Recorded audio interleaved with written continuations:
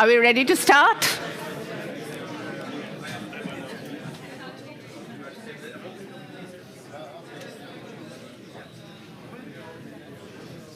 Can I request everyone to take their seats?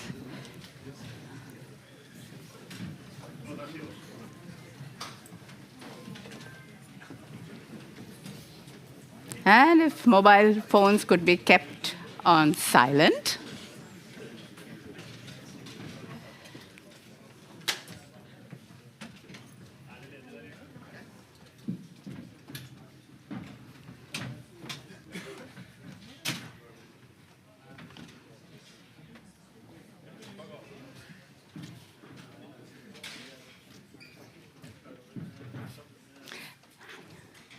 It's good to see a good-sized hall filled up. I think everyone's got a seat.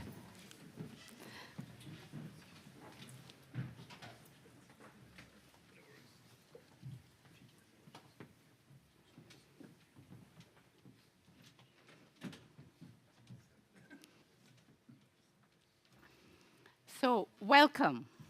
Welcome to Oslo. You know, the mayor of Oslo city, she likes to describe Oslo as blue and green, and the city in between, which, of course, most of you would know. The blue is the blue waters of the beautiful fjords out here. The green is the green mountains of pine forests surrounding Oslo city. And, of course, Oslo is in between the fjord and the mountains. In some ways, the relationship between India and Norway can be described similarly as blue and green and opportunities in between. The blue standing for the cooperation possible in the blue economy, the green for the green transition, and the opportunities in between for cooperation in very many fields, which include, but not limited to, but which include the circular economy, digitalization, ICT, AI, pharma, research, innovation. So the scope for cooperation is big and interesting. My name is Anita, and I'm a journalist, and I'm today's moderator. First, some safety instructions. In case of an emergency or a fire alarm or any such thing, which normally never happens in Norway, but it's my duty to mention this, please exit through the two doors over here and go down the stairs. You go down not to the first floor, but to 0 level, which is half a flight of stairs down, and then it takes you straight into the garden. Please go out into the palace gardens and wait there for other people to come. This doesn't happen, but just to inform. It's a survival technique, right? And if you're talking about survival, then one must definitely talk about Charles Darwin. Do you know, Charles Darwin said that the long history of humankind shows that those who learn to cooperate and improvise will prevail. That is the law of evolution. That is the law of civilization, of business, of not just survival, but of progress. Now, India and Norway are completely different, but there is a synergy here for productive cooperation. So Norway has core competencies in very many areas, which can really address some of India's priorities. Norway has technology, India has scale. Norway has niche expertise and high precision solutions, as well as high quality mass products like fertilizer and food. India has a market for everything. Norway has strong systems in place. India has strong capacity to improvise. You all know about Jugaad. That's what India is all about. Extremely good at improvisation. I can tell you stories of how in Afghanistan, as a war correspondent, I survived only because camera technician managed to start the car with another battery that he managed to get from somewhere else. I met a guerrilla leader. The car stopped. We had ambassador cars those days. The car stopped, and I started the car with my hairpin. I had much longer hair. So this is Indian Jugaad. And that makes this Norway-India partnership almost, I would say almost, a match made in heaven. Now, India matters, Why does India matter? India is the fastest growing economy with the largest population in the world, the highest number of youth population as well as workforce.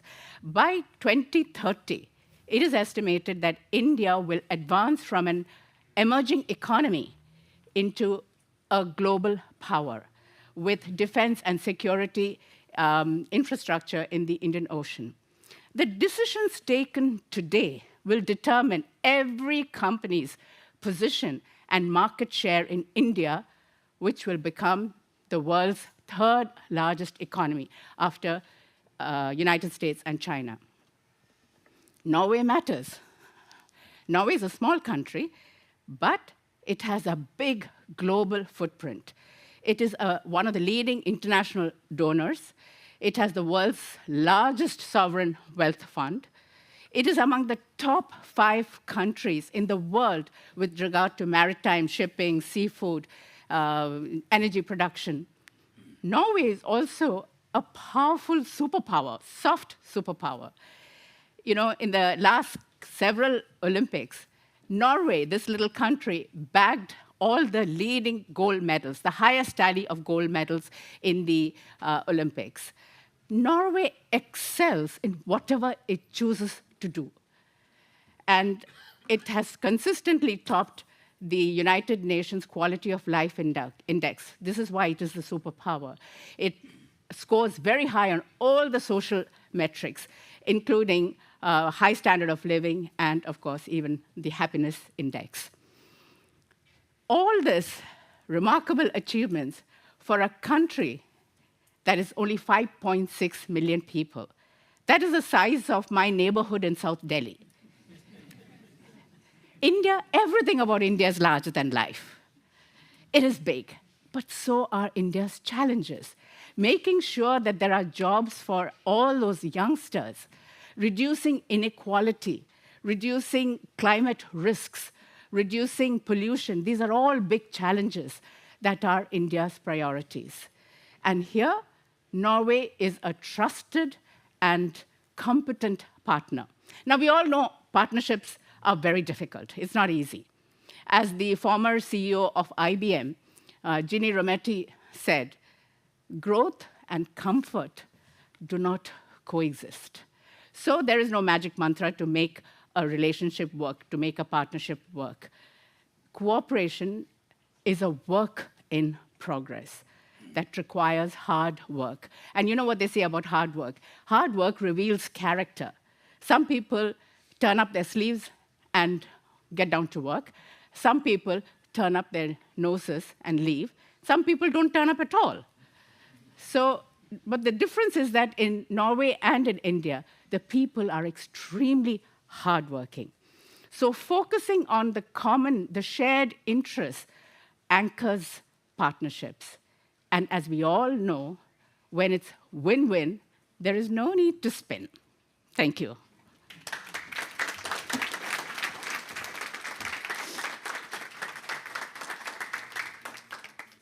So today's event, as you all know, is the India-Norway, or the Norway-India Business Day, and it is co-organized by NICI, the Norway-India Chamber of Commerce and Industry, and the Innovation Norway in India, the Norwegian Embassy in New Delhi, and the Norwegian Consulate General in Mumbai. So our first speaker is Helge Tryti. Helge, there you are. He's the chairman of NICI, which, as you may know, is a network of companies, organizations, and authorities in Norway and India. NICI's purpose is to connect its members with the right people, knowledge, and opportunities. Helge will now speak to us, outlining the activities ahead. Helge.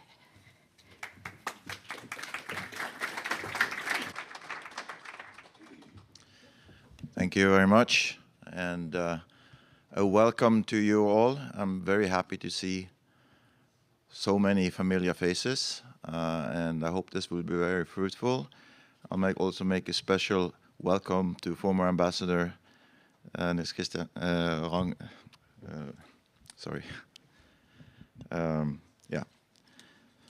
he's coming here to make the keynote speech. Sorry. This is the second time we have the Norway-India Business Day. The last time was in 2019, and we had more than 200 people meeting, and I know that there was a lot of good business discussions and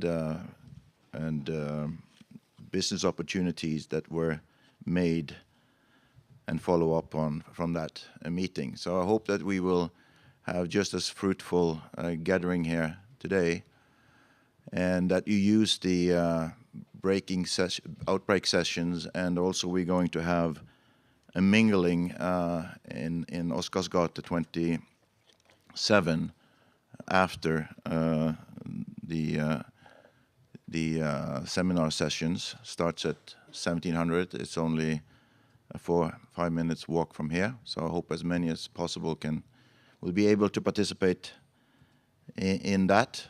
And then also for the days and months ahead, we would like to see as many of you as possible to be a member in our organization, Nikki. It's growing, but we would like to see more of companies that are engaged in India in one way or another. Either they're just expand office there, etc. And of course, Indian companies that have interest in Norway to become members. So if you're not, think about it. And I also would like to thank the sponsors for this event. You've seen the list of names here. So thank you very much for the support. For the fall, we're actually planning to have a delegation going to India.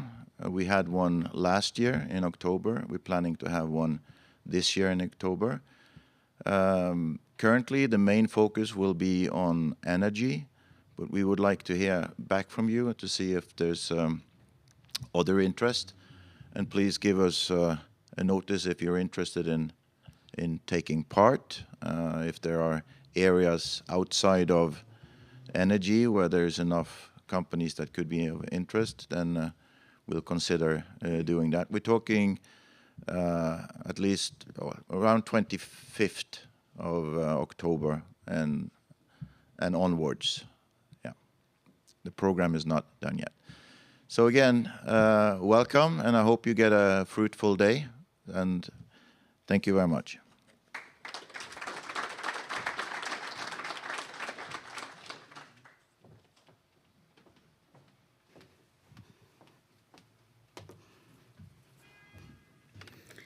Our next speaker is the dynamic Christian Valdres Carter, Director of Innovation Norway in India. He's also the commercial counselor in the Norwegian Embassy in New Delhi. Innovation Norway is the Norwegian government's official trade representation abroad and is owned by the Norwegian Ministry of Trade, Industry, and Fisheries, as well as the Norwegian counties. Christian is now going to talk to us. He'll give us an introduction on India's market opportunities. Christian.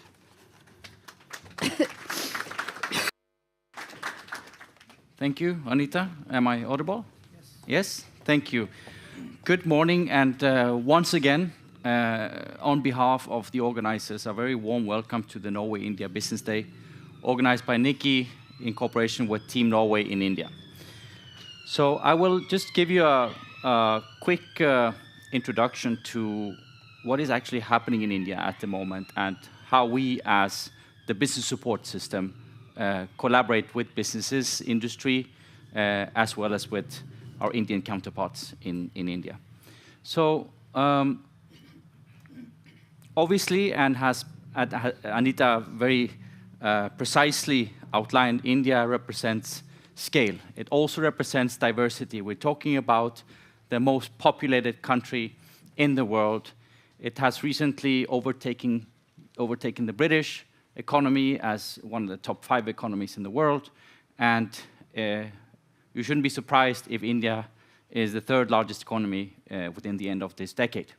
And if you take it even further, we may talk about maybe the second largest economy within, in the middle of this century. And as many has, I don't know where this quote came from, but I guess it was one of these big thinkers that visited India before the summer break, and there was a lot of talk about India's decade. And he said that you're totally wrong, it's India's century. And living in New Delhi, in India, and traveling across this vast country, you really understand what they mean. It's like being in the center of the world. So, in addition to being the largest, most populated country in the world, and having a very fast-growing economy, India also is the world's third largest emitter of CO2. And the world's third largest producer of energy, and the world's third largest consumer of energy. And that obviously comes with a lot of challenges, but also with a lot of opportunities.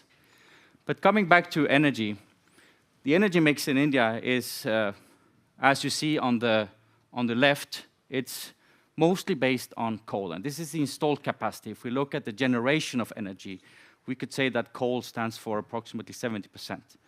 And the International Energy Agency, they have predicted that India will see the largest increase in energy demand up to 2040. So no other country in the world will see a larger increase in energy demand than India. And again, that comes with a lot of challenges, but also a lot of opportunities. So the Indian government, or India rather, they have embarked on this very ambitious journey towards net zero, and set some very ambitious climate goals, including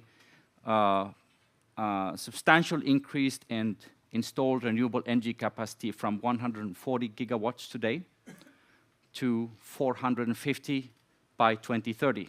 So more than 3 times the capacity in 7 years. And this comes with a lot of investments. So if you can see on the left side, I've tried to just snapshot some announcements by the big conglomerates. And if we sum up the plans that have been also actually approved by some of the big conglomerates, we're talking about hundreds of billions of dollars in investments in green energy projects, including, of course, renewable energy, but also hydrogen, batteries, as well as bioenergy. So 450 gigawatts in 2030, and that also includes 30 gigawatts of offshore wind. So now we're experiencing more and more interest from the Norwegian industry to explore the opportunities within offshore wind. And in the start, we were talking about projects outside of Tamil Nadu, but eventually also Gujarat will emerge as one of the key markets for offshore wind in India. Green hydrogen has been one of the areas where we have actually worked the most for the last 2 years. Greenstat have been very active for many years already, and we also see new companies coming in, exploring the Indian market, and also connecting with new partners and new customers in India, and forging these very strong partnerships between Norwegian and Indian industries. So just a very short and brief introduction to the energy situation in India. But coming back to the Norwegian effort in India and Team Norway and what we do in India, we are very much based on the so-called India strategy. This is our Bible. This is the Norwegian government's Bible in India. And think about it. We as a Norwegian government, we have our own India strategy. That is, Norway has a strategy for a country. We don't have that for any other country. So that really reflects the importance of India for the Norwegian government. And the India strategy, it's publicly available. You can download it. It's on the government webpage. But just to give you some few lines on what the strategy is about, here you see the so-called priorities in relation to the Norwegian collaboration with India. It's about democracy and rule-based world order. It's about oceans, including maritime, aquaculture, marine pollution, and ocean industries. Energy, of course, including the whole energy value chain from hydrocarbons to renewables to hydrogen to energy storage and so on. Climate and environment, and research, higher education, and global health. In addition to the India strategy, we also have a very interesting strategy called the Panorama strategy, and that is the strategy for collaboration with countries outside of the EU, research collaboration. And India is one of 3 countries where we do have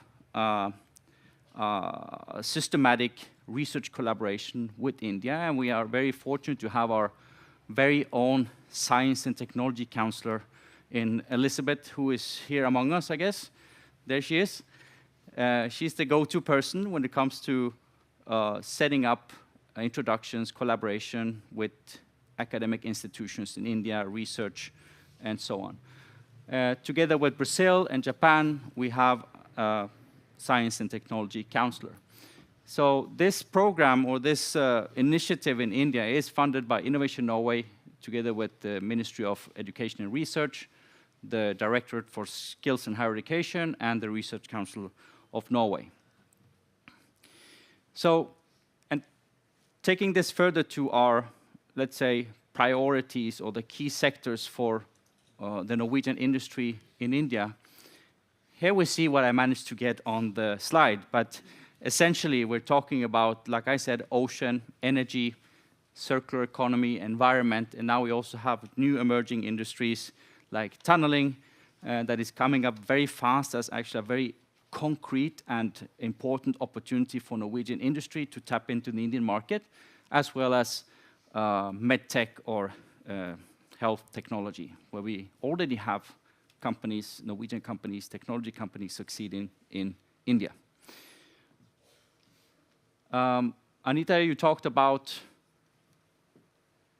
the Indian scale and Norwegian solutions and technologies, and the collaboration is very much based on that. It's about introducing and scaling Norwegian technologies in India. But I have to add to that that in key areas, like, for example, green maritime, India is in fact contributing to the transition in Norway. So just to give you an example, Cochin Shipyard in Cochin are building the most advanced vessels for Norwegian customers. So these electric autonomous ferries that you see crossing the Oslo fjord between Horten and Moss, they are built in India. Of course, they are stuffed with technology from Kongsberg and other companies. They have been designed by Norwegian ship designers, but yet they are actually built in India, and we're talking about state-of-the-art ships. Same with clean hydrogen, ammonia, and fuel cells. We are doing one of the most important pilot projects from Norway. I don't know if you know about the Ship FC project. It's about retrofitting a vessel from, I guess it was LNG to ammonia. And the stacks that will be embedded into this product may be produced in India by Indian suppliers. So there are a lot of interesting linkages in as far as technologies is concerned. And especially I want to emphasize within circular economy, we are really working systematically with companies like Cambi and Tombra, and new companies are also coming to us and coming to India to explore the Indian markets. We are building up this momentum, very strong momentum in circular economy. And so these are the pictures that we want to see from Norway, no, sorry, Norway also, but given that I'm based in India, these are the pictures that I would like to see. Norwegian and Indian companies not selling goods to each other necessarily, but actually combining their strength and taking on either it's the Indian market or the Norwegian market or the international markets together as partners, because we are very much based on complementarities. So I guess you can recognize, I guess maybe some of you were actually in these rooms. I don't know, Knut, if you were there when we had the foreign minister in Delhi last year, and these are some pictures from when Trade Minister Vestre visited India just a few months ago. I will just end by showing you, proving that we are actually succeeding together when it comes to trade. This is the trade between Norway and India for the past 10 years. And as you can see, it has skyrocketed since 2021. And that's not because I arrived in India. That's, of course, because of you guys.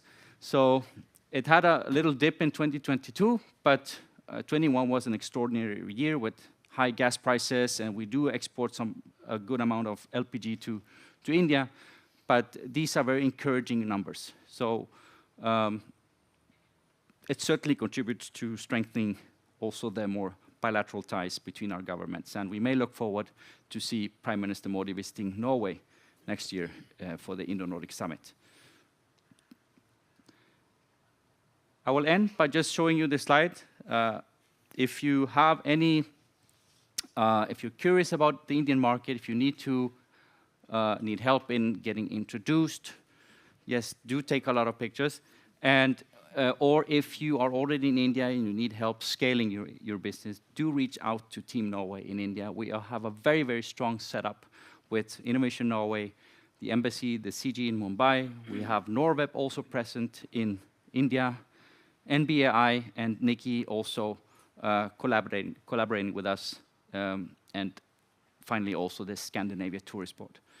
We also have honorary consulates in Kolkata and Chennai, good resources for us, given that we have a very big market to cover.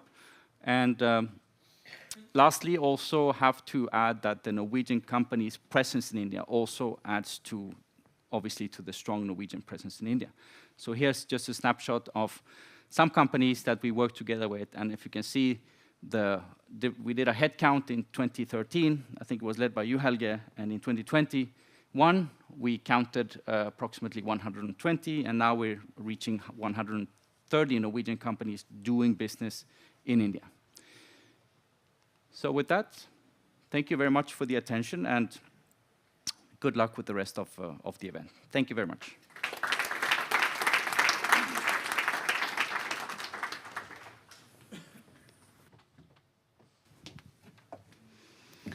Thank you, Christian, for a very interesting and informative presentation. Among your many talents, it is now clear that you're also a diplomat, because you said that it's likely that India will become the second largest economy, but did not mention who the first would be. We will not ask you. And now we come to our keynote speech. And this is our dear Niels Ragnar. I say dear because I know him, so this is like conflict of interest. I don't know.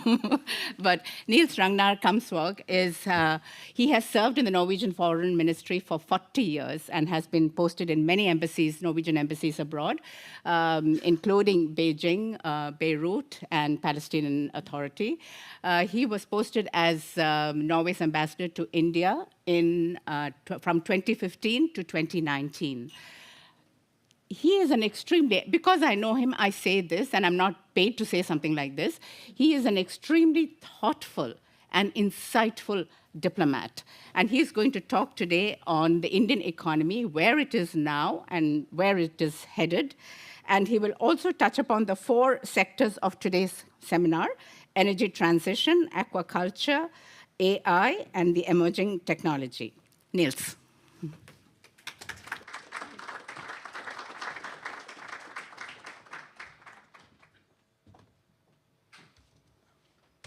Thank you. Thank you very much, Anita. I hope you all can hear me. I'll try to give a little overview first about how we are heading. I know when I talk about we, I talk about the world. It's always a kind of truism to start to say that we live in difficult times. But I think we're living now through a period of fundamental change, which is very important for all of us to think through when it comes to how we are going to deal with the future. This goes both economically, politically, and technologically. So navigating the future, I think, now is particularly demanding. Just to mention a few global issues which will influence global developments in the years to come. First, of course, important for us, the Ukraine crisis. The Ukraine crisis have shown two important things. One is it has shown a very strong solidarity and resolve among Western powers to help support Ukraine against the Russian aggressors. But it has also shown that for most of the rest of the world, they have chosen not to take side, or at least not to support the measures taken by the Western countries against Russia. And how should we interpret this? Well, we can quote Indian Foreign Minister Subramaniam Jaishankar, who in an interview stressed that, well, Europe has to grow out of the mindset that Europe's problems are the world's problems, pointing very much to that we are in a situation where the relative weight of Europe globally is decreasing, and other parts of the world, not least India and Asia, are increasing. We also see increasing tensions between US and China, or US, EU, and China. And this will influence security policy, trade policies, and technology platforms. And the presidential elections in United States also add an extra element of uncertainty when it comes to this. So, as seen in the stance on the Ukraine war, they reflect in a way that the global economic and political center has been moving from Europe, or rather from the Atlantic towards the Pacific. We are having a more fluid international system where we have two superpowers, but an increasing number of influential powers, which we could call middle powers, and India leading that pack. This leads also to an increased global instability in many ways, because we don't have the same kind of strong, relatively strong players that we used to have. In many ways, it's a more dangerous world, particularly since the US Western-dominated global economic and political organizations are now increasingly challenged because they poorly reflect the balance of power in today's world.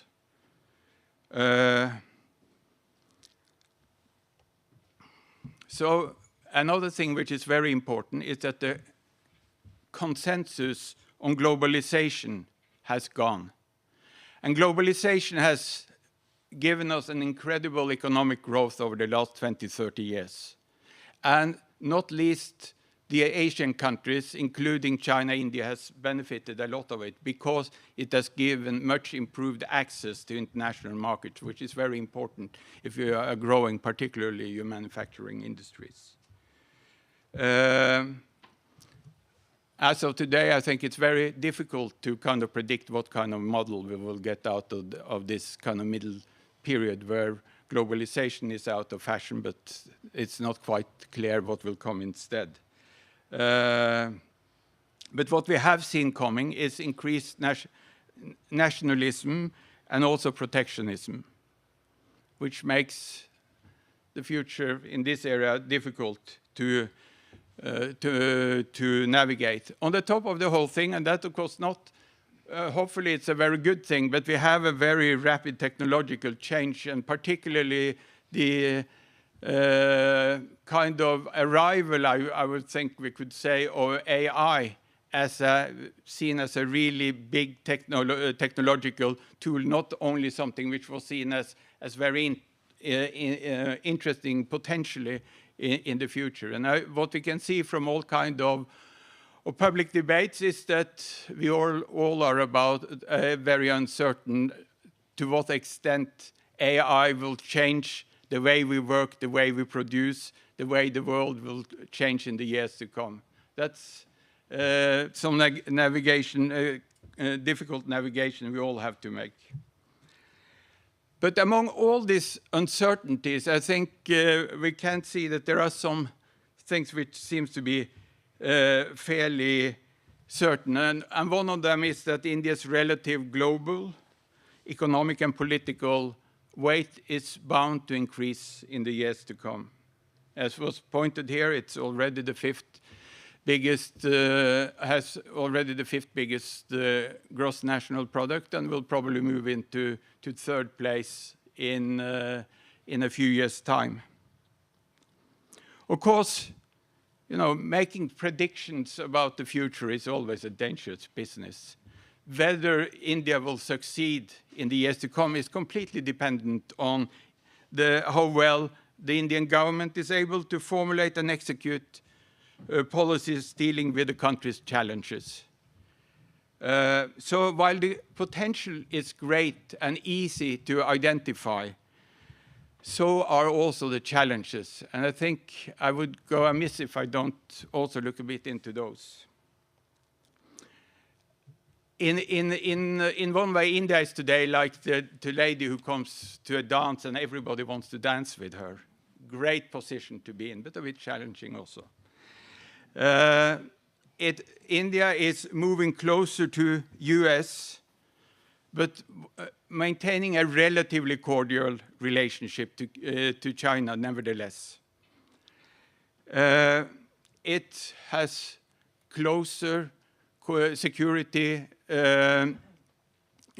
cooperation with the US, being a main ally in the security policy area, or emerging as a main ally of the United States in the Asia-Pacific area, together with Japan, Australia, South Korea. But at the same time, India is also an active participant in China-initiated new regional and global structures, such as Shanghai Cooperation Organization, BRICS, and the Asia Infrastructure and Investment Bank.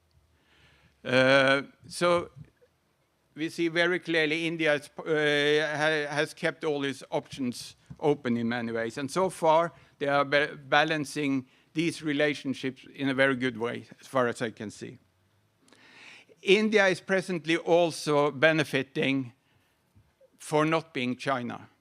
In a situation where the Western world is increasingly reluctant to increase trade with China and looking for alternatives, India is among the most obvious alternatives for investments.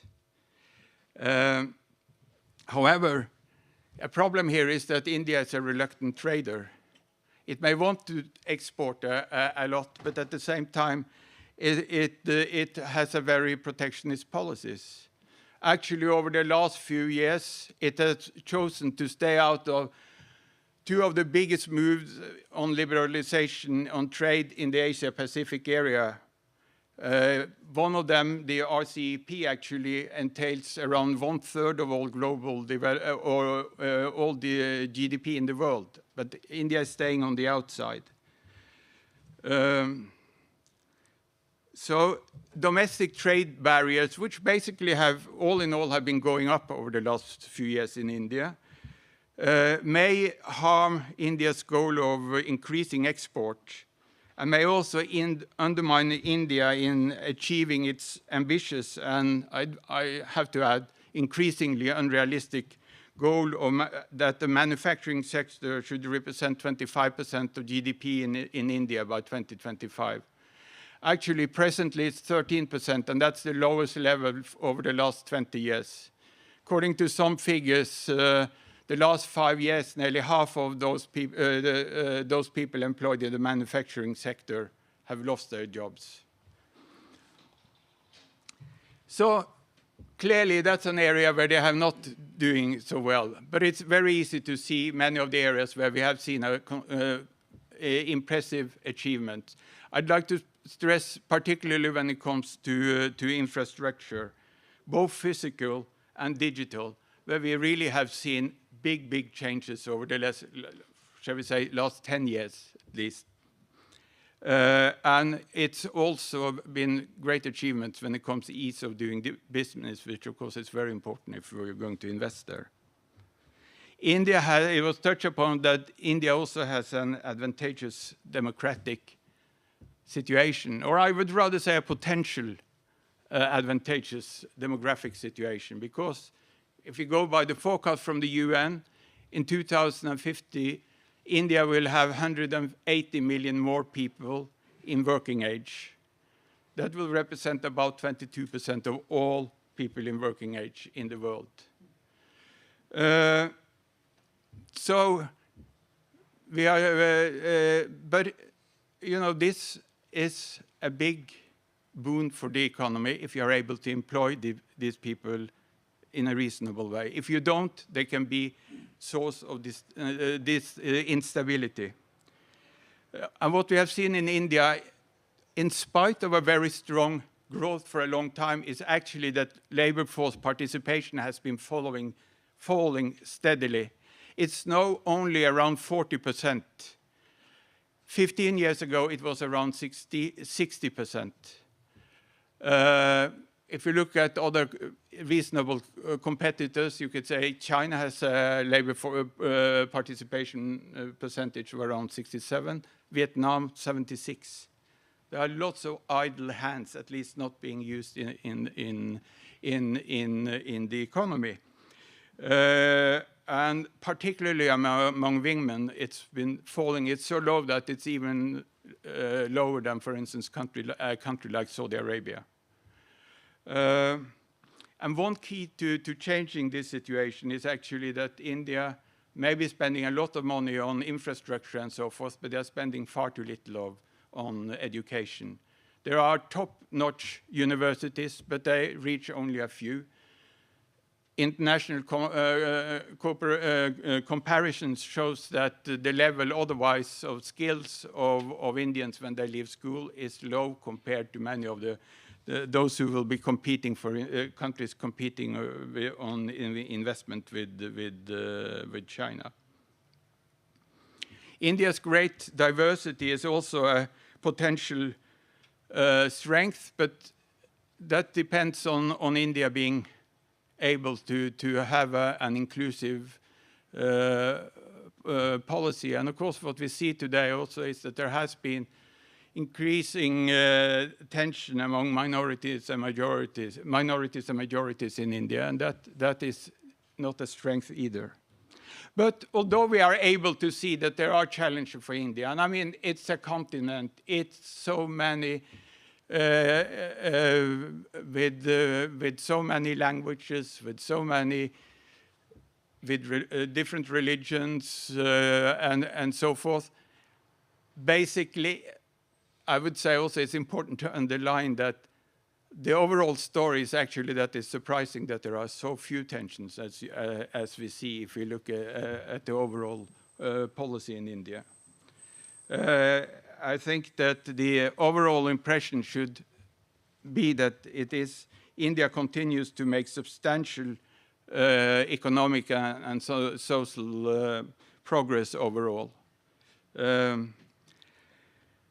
And also given, of course, it's been stressed here that given the size of India's economy and the growth prospects of India, India, of course, offers a number of very interesting prospects of investment and cooperation for Norwegian companies. One area which is quite obvious and one of the central themes on this conference is, of course, new technology and AI. India has for a long time been a leading IT nation with world-class companies, many of them also established in Norway.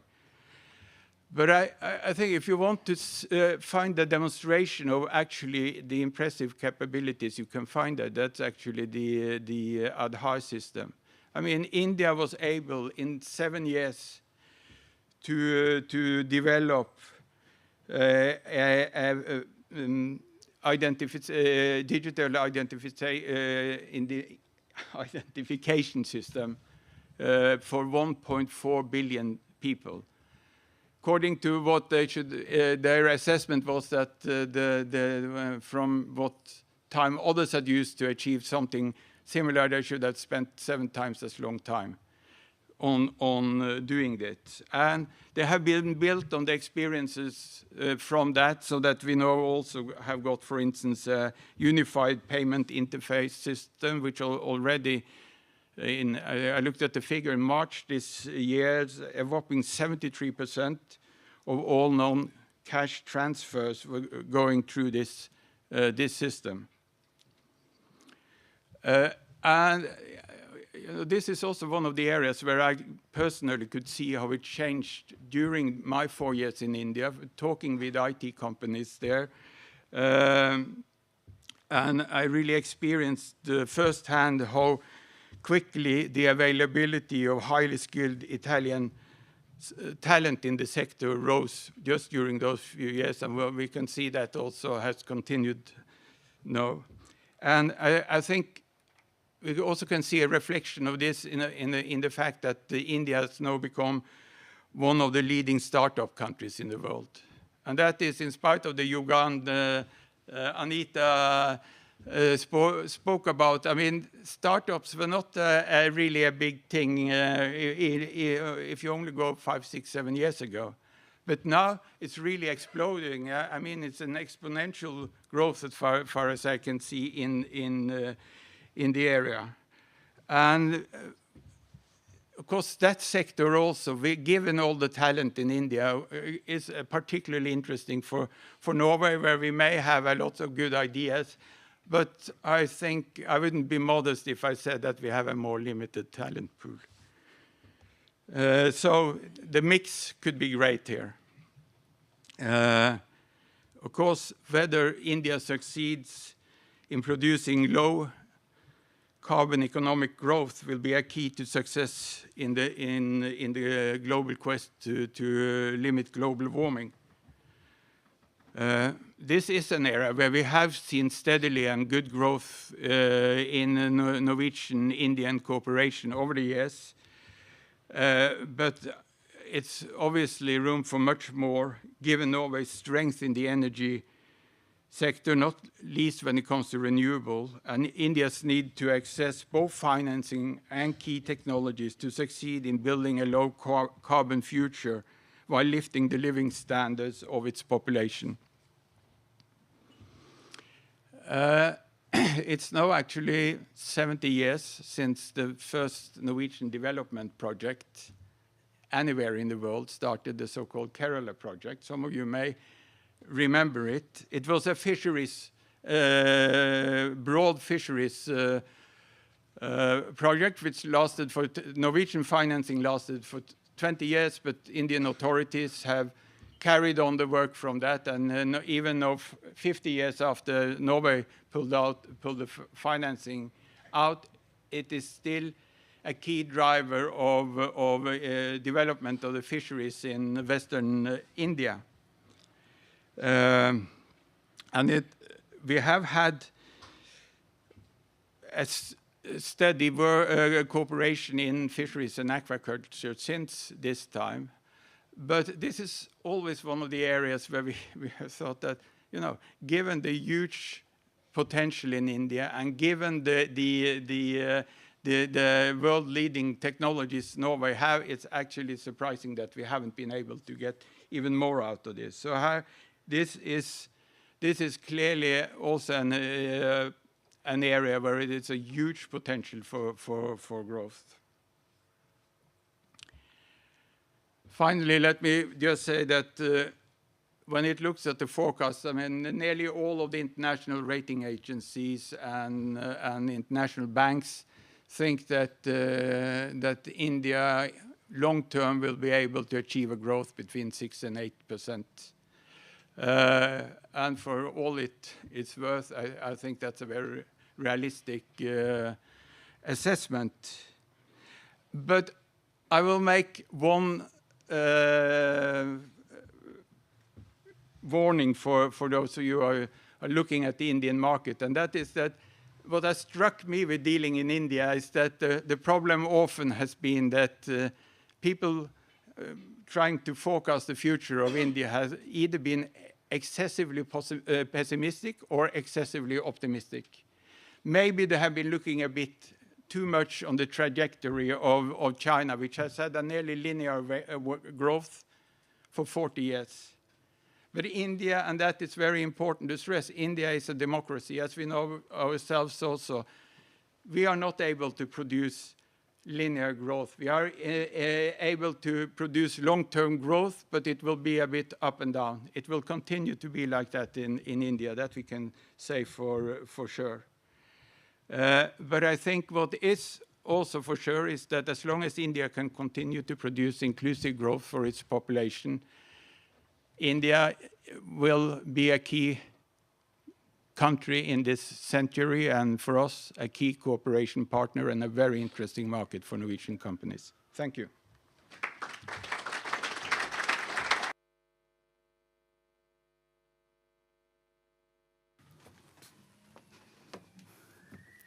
Thank you, Ambassador Nils Ragnar. It was really a realistic assessment as well as... sorry.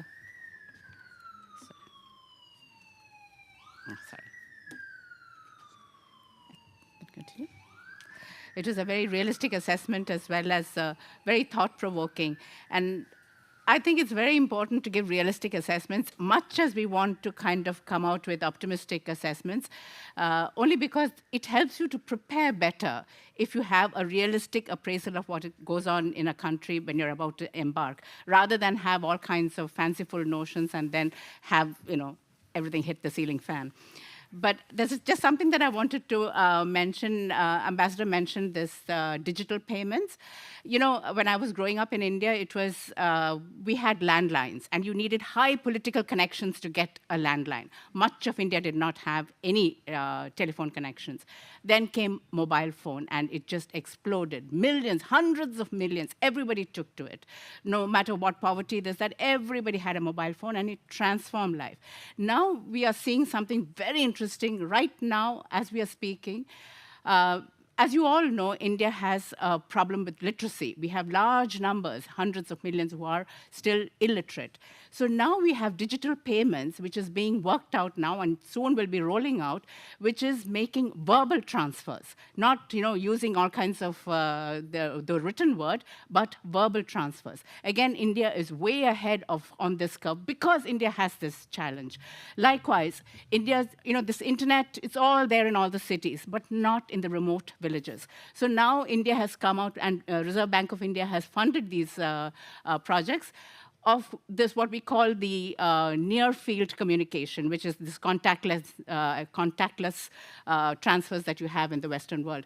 So this technology is being used in India now to facilitate transfer of digital payments in rural areas. So India is full of interesting ideas, and these are all very, very exciting because we are not talking 3 and 4 and 5. We are talking of hundreds of millions of lives that are just uplifted and transformed with suddenly a world of possibilities opening up. And that is something I think very exciting for Norway to be part of because of the intelligence and the creativity that Norwegians have.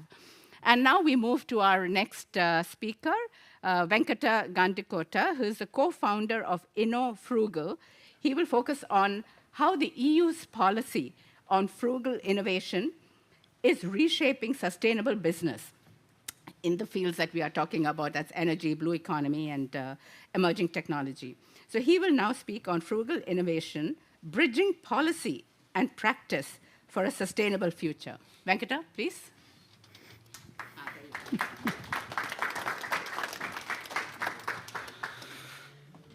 Let's see. And this should work. Before he sets it up, so I'm Venkata. I'm based in Helsinki. I'm a co-founder of InnoFrugal. I'm also a visiting fellow at Cambridge Judge Business School, particularly at the Center for India and Global Business. Have you heard of the word frugal innovation before? How many of you? Please raise your hand. Very few, so great. Why did I get into what I'm doing? So we have had this, InnoFrugal is a non-profit association. We are almost a decade old. And I started because my connection with Norway actually has been, when I first came to Finland, I came because my background is chemical and environmental engineering. I came to do climate glacier research, and some of the places where I worked was on Nordøstlandet in Svalbard. This was back then the IPY 2007-2008. So as part of that, and also at Svartisen, I was doing some glacier climate research, so sustainability is like very close to me as a topic. And 2011, I embarked entrepreneurship, and I started helping Finnish businesses go to India. And all these businesses, basically, they wanted to sell what they were selling in the European market. They just wanted to sell in the Indian market. That's great if they want to be, a bits and pieces player, is what I realized. But if they really actually want to go and do something in India, because all these potential customers in India, they were saying, oh, great product, but it's unaffordable for us. So then I came across this term called frugal innovation, and I'll talk a bit about what it is and what we are doing in the space. And then we, together with a couple of co-founders, we started this InnoFrugal organization. And particularly at the Center for India and Global Business, my activities, some of the things that the Honorable Ambassador and other speakers have talked about is, one, I'm putting together a white paper on sustainable finance, especially climate finance. There's a lot of talk of climate finance in India and so on. It's bullshit, especially from the Nordic limited partners, institutional partners. They do ad hoc investments on big infrastructure projects, but there is not really actually money going into India into impact funds or climate funds. I've tried for the last 1.5 years speaking with different type of institutional investors, and and of course sometimes it is also, if you're like a Nord fund or Fin fund or something, you have a focus because of the government implementation plans, and most of it is focused on Africa primarily.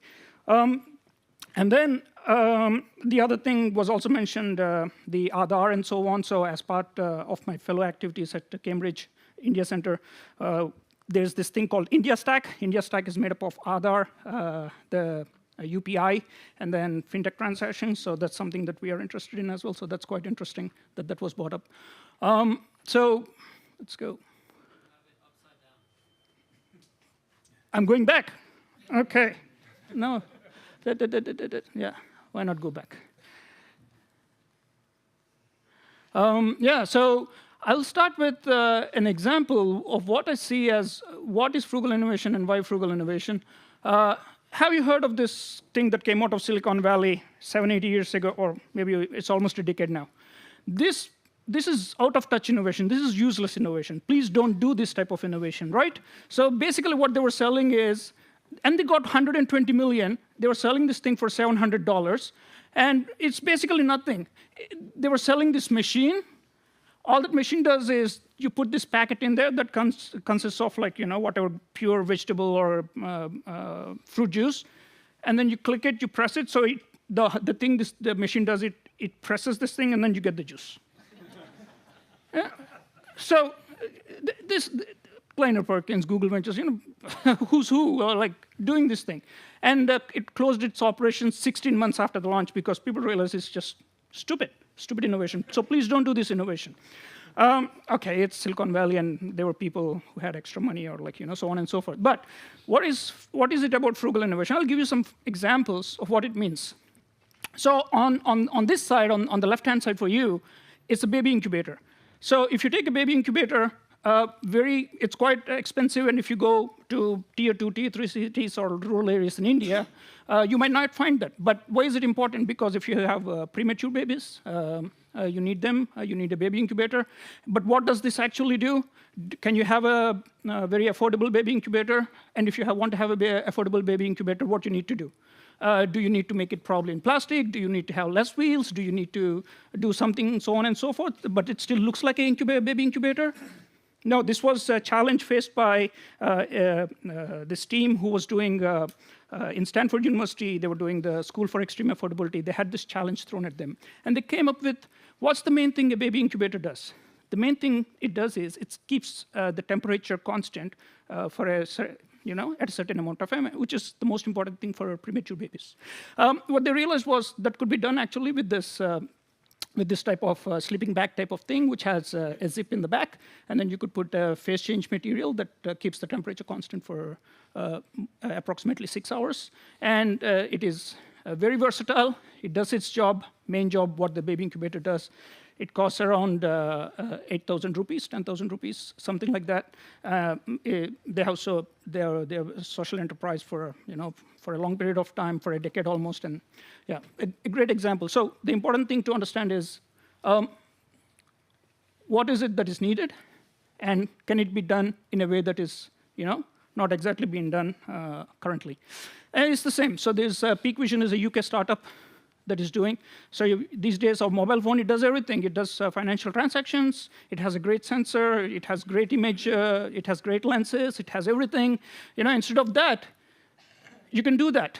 And this can be done in remote areas, in Africa, in Asia, in everywhere, but also remote areas, maybe in Norwegian Lapland, Finnish Lapland, Swedish Lapland, where you always don't need to have a different type of expensive equipment. So it does it quite well.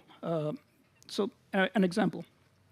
People were talking about this, the Google Pay or Paytm and so on in India. So the one, M-Pesa, when it started, 2005, 2006, they were actually pioneers. Safaricom, which Vodafone is called in Kenya, they came up and they wanted to do mobile transactions. So it was revolutionary. People in the West didn't have mobile-based money transfer.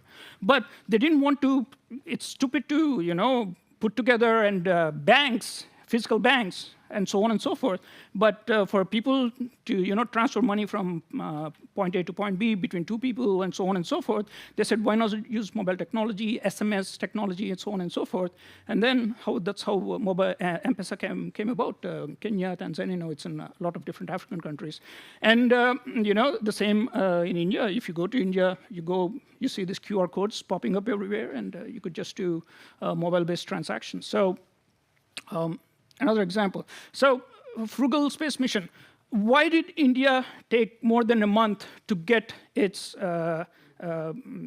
rocket from Earth to Moon? So we're going to hopefully land it tomorrow or day after tomorrow, probably. And Russia did this thing in 10 days. Unfortunately, their lander crash landed. So what's the thing? Because India does not yet have the rocket technology that is powerful enough to take it from point A to point B directly, but it didn't stop India to imagine itself and take the technological leap from going from Earth to the Moon's orbit. They previously did it, obviously, with to Mars as well as in the same manner. It was okay. Time was not a limit. It was okay to go take 30 days, right? So this is the idea behind frugal innovation is you don't need to compromise on certain things. You can still take steps forward. You could use technology as an enabler, especially new technology, right? So again, sustainable development goals. What we believe is if you are actually going to get to the SDGs, you just can't go and do them through all these expensive kind of things. You need to involve people. It need to be inclusive. It need to have a frugal innovation component. So this is what we believe. And when we talk about frugal innovations, since most people don't understand the term itself, so then we put it in terms that people would understand. AI for social good or AI for impact, right? Circular economy, circular business models are a great way. X as a service, right? So what you're doing is when you're doing product as a service is you are making things more accessible and affordable. Open innovation, I'll show some example about that. How do you leverage open innovation? The maker movement and maker spaces, going from idea to prototype, and all these kind of things. Frugal briefly, we started in 2013. We've been doing a lot of stuff. I'll talk briefly about certain things that we've been doing. We do innovation projects primarily as consortia together with other partners out of Europe. We do conferences. We've been doing every year annual conference. We do podcast workshop. Impact investing, especially we work not just with traditional businesses, but impact startups. Some of the conferences we've been doing at Helsinki. We have an impact investing day, and then we give a prize money, we give sweat equity, we do sweat equity, but we also give a small money as well to impact startups. We have a TEDx type licensing. We have Frugal UK happening at Cambridge University. They did it a couple of times. Fraunhofer did it once in 2019. They're doing it again in September. So yeah, there are conferences happening in other parts of the globe as well. We do a podcast, How Do Businesses Balance Financial Growth with Sustainability? So we talk with sustainability, CSOs, and so on and so forth. Coming to policy shifts and what EU is doing, the European Commission is doing in this space. So 2015, for the very first time, the Commission has issued a tender on frugal innovation, study on frugal innovation and re-engineering of traditional techniques from an industrial perspective. So this was the first time the Commission has said that we are thinking about frugal innovation as a topic that is probably something that is needed from an industrial perspective. And then so a report came out of that. And in 2020, there was a Horizon 2020 call that was issued, and this was hands-on citizen science and frugal innovation. And this is actually the project that currently we are involved in, InnoFrugal, together with 5 other partners from across Europe. So this is a 3-year, $2.5 million project, and I'll come to that a little bit later. So this is one thing that's going on currently. So this is the project. It's called Francis, Frugal Innovation by Citizens for Citizens. And then, so InnoFrugal in VTT from Finland, Fraunhofer, Bosch Siemens Home Appliances, the Turkey subsidiary, Agorize is an open innovation platform, Behavioral Insights team, and Helios. So basically, we are using open innovations. Bosch Siemens said, we do home and kitchen appliances. We want to diversify our portfolio, right? And then the way we want to do is we have target countries, Turkey, Germany, and India. And we have target consumer groups, troubled families, families living paycheck to paycheck, minimalist type of singles and couples, elderly people, senior citizens living by themselves. All these people, they have some things in common, which is they want affordable solutions, good quality solutions, solutions that are simpler, and so on. So we just did a challenge for Bosch Siemens as part of this project. Now, actually, there was frugal learning of rapid adaptation of AI systems. So this one was primarily based on, because as you can see, European Defense Fund. So if you are in a war situation, if you have emergency natural disaster kind of situations, you want to make quick decisions. You don't have a lot of data sets. How can AI be enabled with fewer data sets? So there is this research going on, and then so you need to have a frugal innovation approach to that. So this is going on currently. Frugal zero emissions as well. And then as you can see, as part of this, the Commission wanted accelerated global uptake of affordable user and mission-centric solutions. So the Commission has been issuing these type of calls to move R&D organizations and traditional industry and everybody to understand you can't keep on doing solutions the way you've been doing. You need to have a frugal innovation approach. Currently, there is a call which ends on August 28th. We are applying for this call together with Fraunhofer. And so it is study for mapping and scoping frugal and reverse innovation. What is reverse innovation? Reverse innovation is basically innovations that have been developed in emerging markets, but then they have a use case in developed markets, right? So the Commission actually is quite interested in doing these kind of things, and they're promoting these things. AI for impact and frugal AI, right? So I'll take up this thing. So this is actually, there are a couple of projects I want to talk about that's happening in India currently. So in India, what do you have? This is an example of cotton farmer in India. There are like a lot of farmer suicides in India. Why does it happen? Bad rainfall, or bad crops, or pests, so on and so forth. So especially one particular type of pest, bollworms, are estimated to cause 70% of all damage, right? So this is kind of like the problem statement, basically. And most of these are, 75% of these farmers are smallholders. And cotton yield, so the yield that happens basically is significantly lower than the world average in India, apparently. So then Wadhwani Institute in India, what they came up was with, to help these cotton farmers, together with the state governments, they came up and developed AI algorithms to identify and so on and so forth. They deployed farmers. They trained a farmer, and the farmer trained some other farmers, and then so that's the way it went. And actually, the way it went was they were actually able to. This happened over the last 2 to 3 years, and they were actually able to show that the yields were better. Because it was giving a good set of prognostic advice to these farmers. And then, of course, yeah, it's leading to less suicides. So this one, this is another thing. So if you know, actually, for adults, your body weight is a significant thing of how your health is, but even more so for infants, newborns. But the biggest issue especially in emerging markets is birth weight data is not really available as it should be, especially in rural or semi-rural areas. And if you don't have the proper birth weight of a baby, and then if something goes wrong, you don't know what kind of diagnosis can be done, right? So, and now comes AI, right?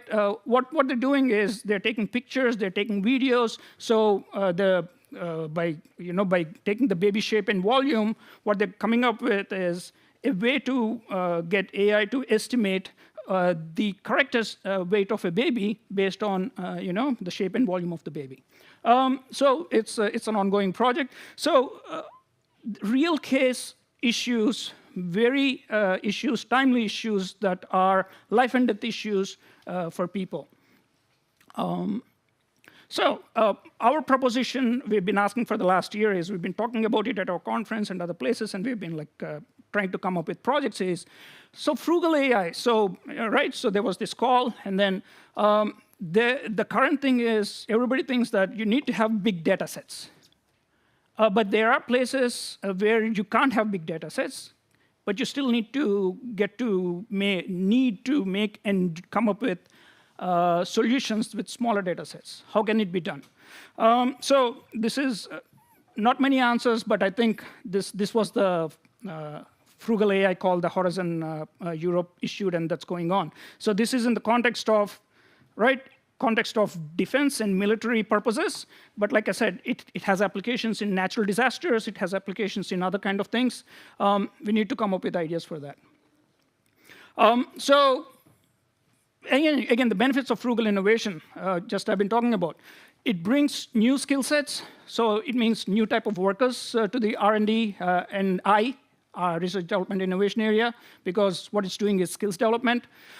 It increases access to technology, through simplification, more affordable price, speeds up transition to a carbon neutral or net zero, or even hopefully a net positive society, because you're involving a lot of actors and stakeholders.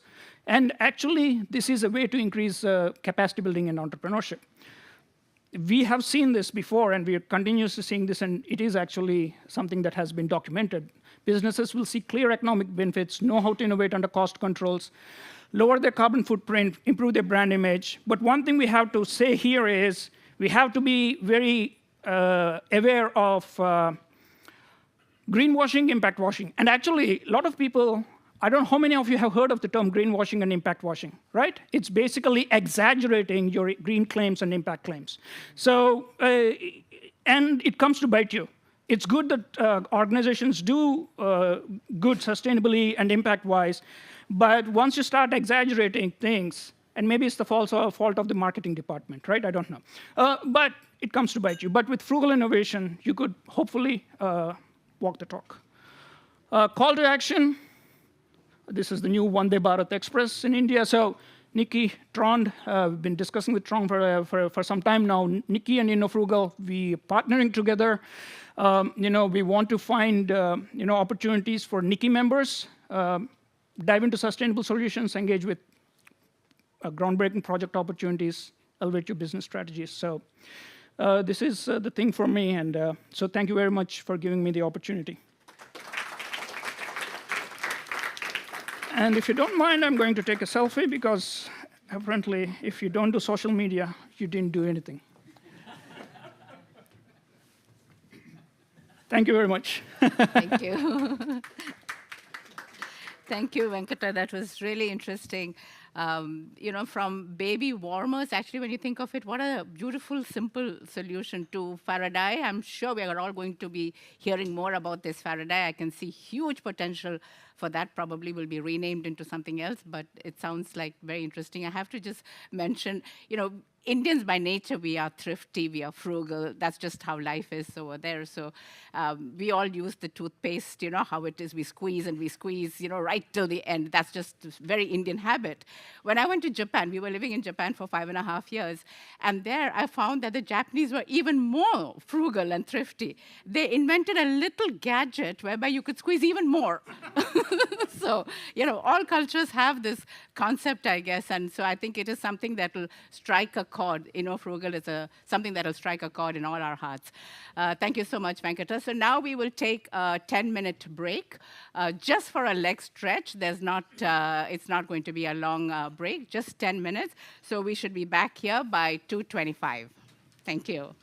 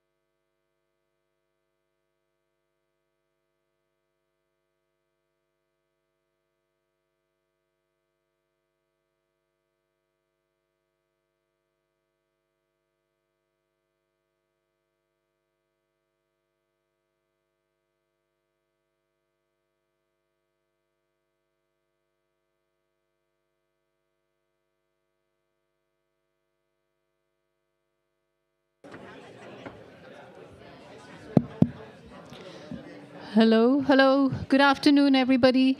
Can I please ask you to come back and take your seats for the next session?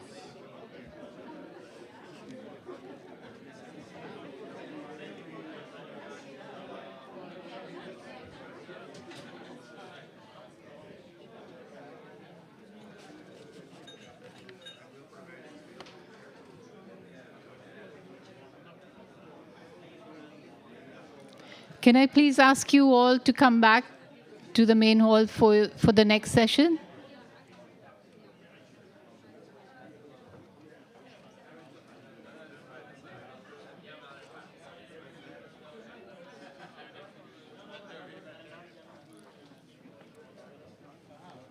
Yeah. Yeah, I think we need more water, and we've opened the windows because it was too stuffy. After this one, okay.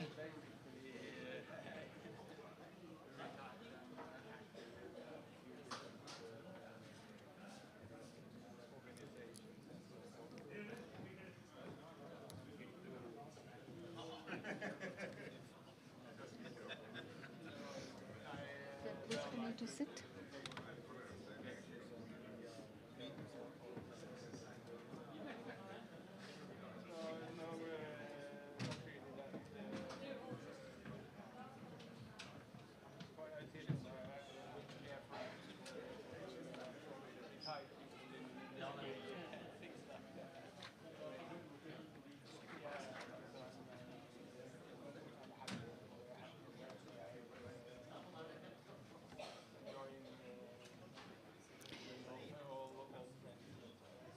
Are we all here? Are we ready to start? I still see lots of empty seats.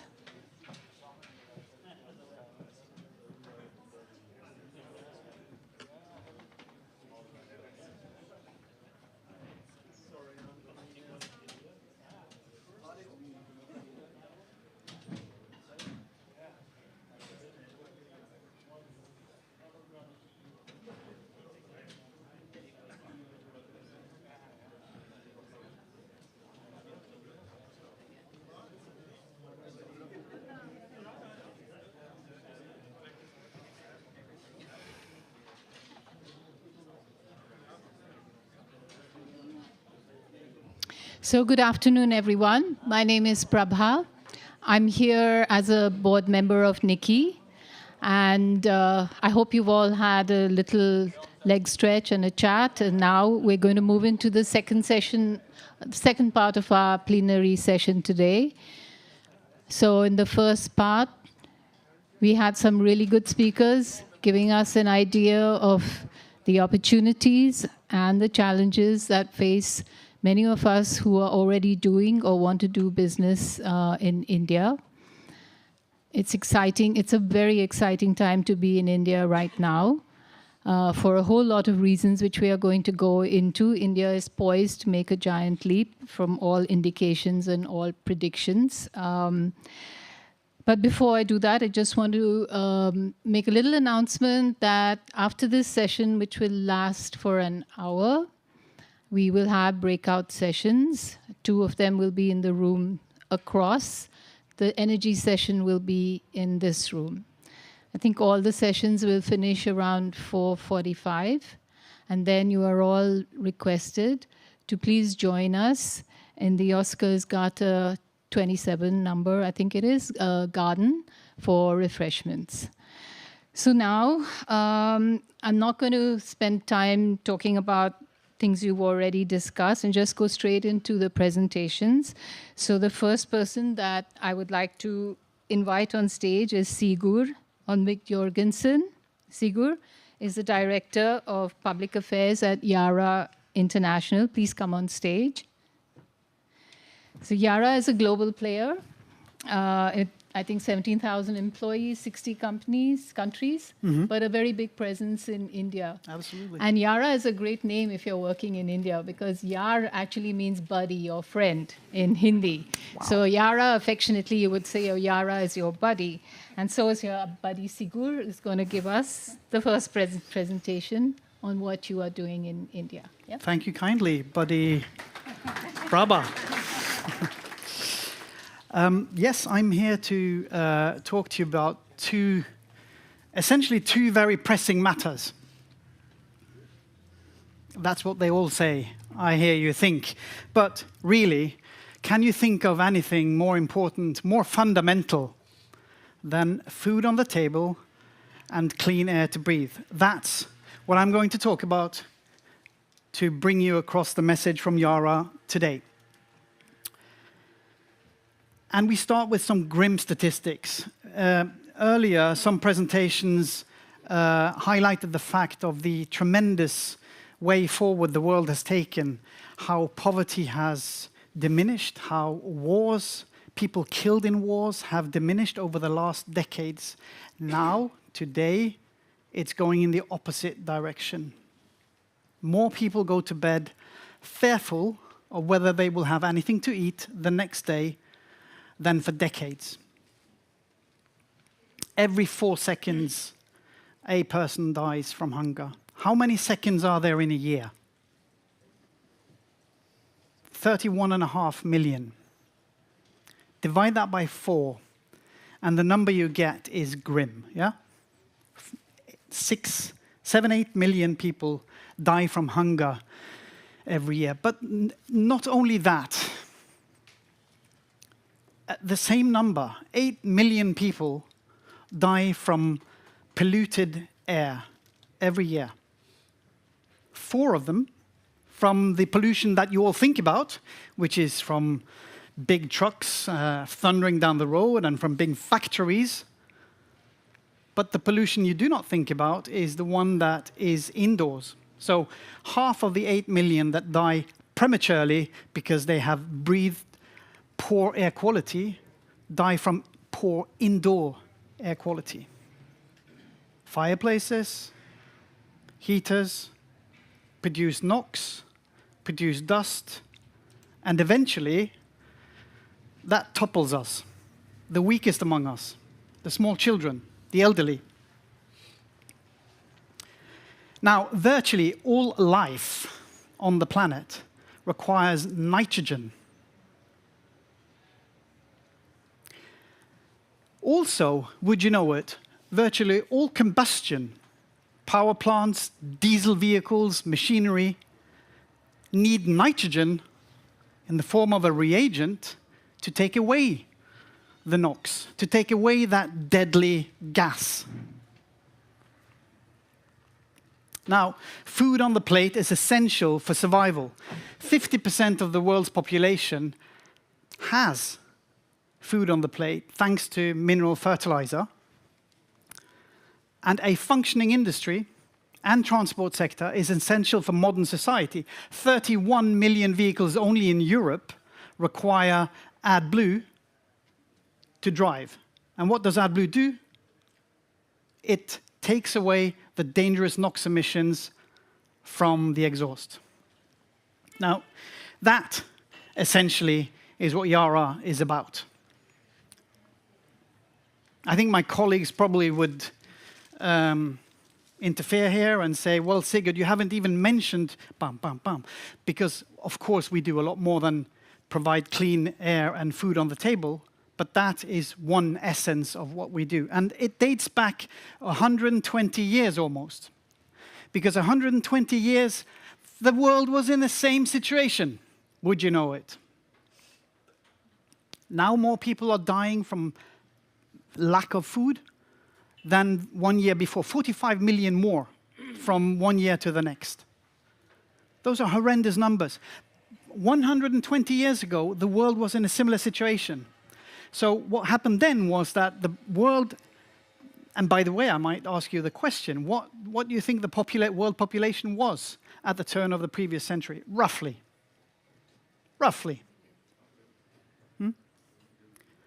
So around 1900, I think the more precise number is 1920 something, the world passed 2 billion people. 100 years earlier, what was the number? 1. Correct. So it doubled in 100 years. Why? Because we had an industrial revolution. The problem with that was that people needed food to eat. This country, the population of this country, half of it fled in the period from 1850 to 1920s. Enormous immigration, principally to the United States of America. Why? For food. That was the problem 120 years ago, and that was the problem that Norway's most important invention solved, because what then happened was that Christian Birkeland invented a way of extracting nitrogen from the air. And this legacy forms the core now of our fertilizer and industrial applications business. And today Yara is the world's largest ammonia player and the leading crop nutrition company in the world. How important is this? Well, let's take a look. These are some of the most important innovations and inventions the world has seen. You may not be able to read it at the back of the room, but vaccines, penicillin, measles vaccine saved 118 million lives. Chlorination of water saved 177 million lives. Smallpox vaccine, here, 530 million lives. Mineral fertilizer, 2.7 billion lives. So if you didn't think it was important before you came here, now you know. Now, I spoke about the Industrial Revolution. It also brought, along with more people, there was enormous urbanization, yeah? Because suddenly we had factories. And factories needed people to work in them. And they came to where the factories were, instead of being spread around the country, working on farms. This explosive urbanization gave us another problem 100 years ago. Because, as I said, the global population had doubled. All these people moved to cities. And London, in this quote, like many rapidly developing cities around the world, was descending into hell. That's a grim prospect. It was stated in the latter half of 1850s. London descending into hell? Yeah. There were traffic jams, there were accidents, there was noise, and there was pollution. Pollution? From what? What you see here. Horses. Horses also, like humans, need to eat. And after they've eaten, after a certain period, they need to get rid of it. And they did. Back in the 1800s, they did so much that London would have, I believe the number was 2.5 meters of horse manure in the streets, had it continued in 1930. And this was a projection made by the the Times newspaper in 1894. They also projected that on Manhattan, which, as you know, is an island, not many places to go and tip it, Manhattan would have horse manure up to the 3rd-story windows in 1930. But it didn't, did it? Because some clever engineers came up with an invention. Anyone want to try with the invention that came up? Car. Exactly. The automobile. The internal combustion engine. The irony. The irony. This invention that took away the problem of traffic jams, of accidents, of noise and pollution, that's the devil incarnate today. The cars. They produce all the CO2, don't they? They are the reason for all our troubles 100 years later. So, in 2005, this was the situation with air quality. And in 2005, in response to this problem of pollution, and you just pay attention, this is not CO2. These are not climate gases. This is not what's boiling the earth. This is local air pollution. It kills people, not the planet. But in response to that, an innovation was made, and Yara was one of the innovators, together with Bosch and Daimler-Benz and etc., using ammonia to remove dangerous NOx from diesel exhaust and save lives in that way. And our collaboration then resulted in DeNOx becoming the main technology which took away pollution from vehicles, from the transport sector. Europe being the leader, the United States being more or less on par with Europe in legislation which enforces the automakers to clean their exhaust. India following up. I think India is now on Euro 5, if I'm not mistaken. And we, here in Europe, we're on Euro 6, coming into Euro 7. And all of that fixes the air. And that's what we do. So, not going to bore you with details and facts. They are here. And it goes to show that we were established 100 years ago. We are listed on the stock exchange. We are a Norwegian company. In fact, we are the second largest Norwegian company by turnover. The biggest one is a small one called Equinor. We are, however, Norway's most global company. As you said, we have 17,500 people across the world, and on I think it's 900. It'll come up on a slide later, so you can check me. 989 people in India. What does that make India for us? The third biggest country for Yara. Still not yet in turnover, but the third biggest country, bigger than Norway.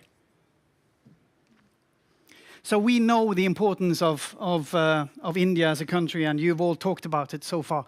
Now, what you might want to also lean into is just digest this one. It says fertilizer, 71%. The rest are these industrial products. We call them industrial products. They are basically nitrogen, which we use for cleaning the air and other applications. The healthcare sector, etc., need nitrogen.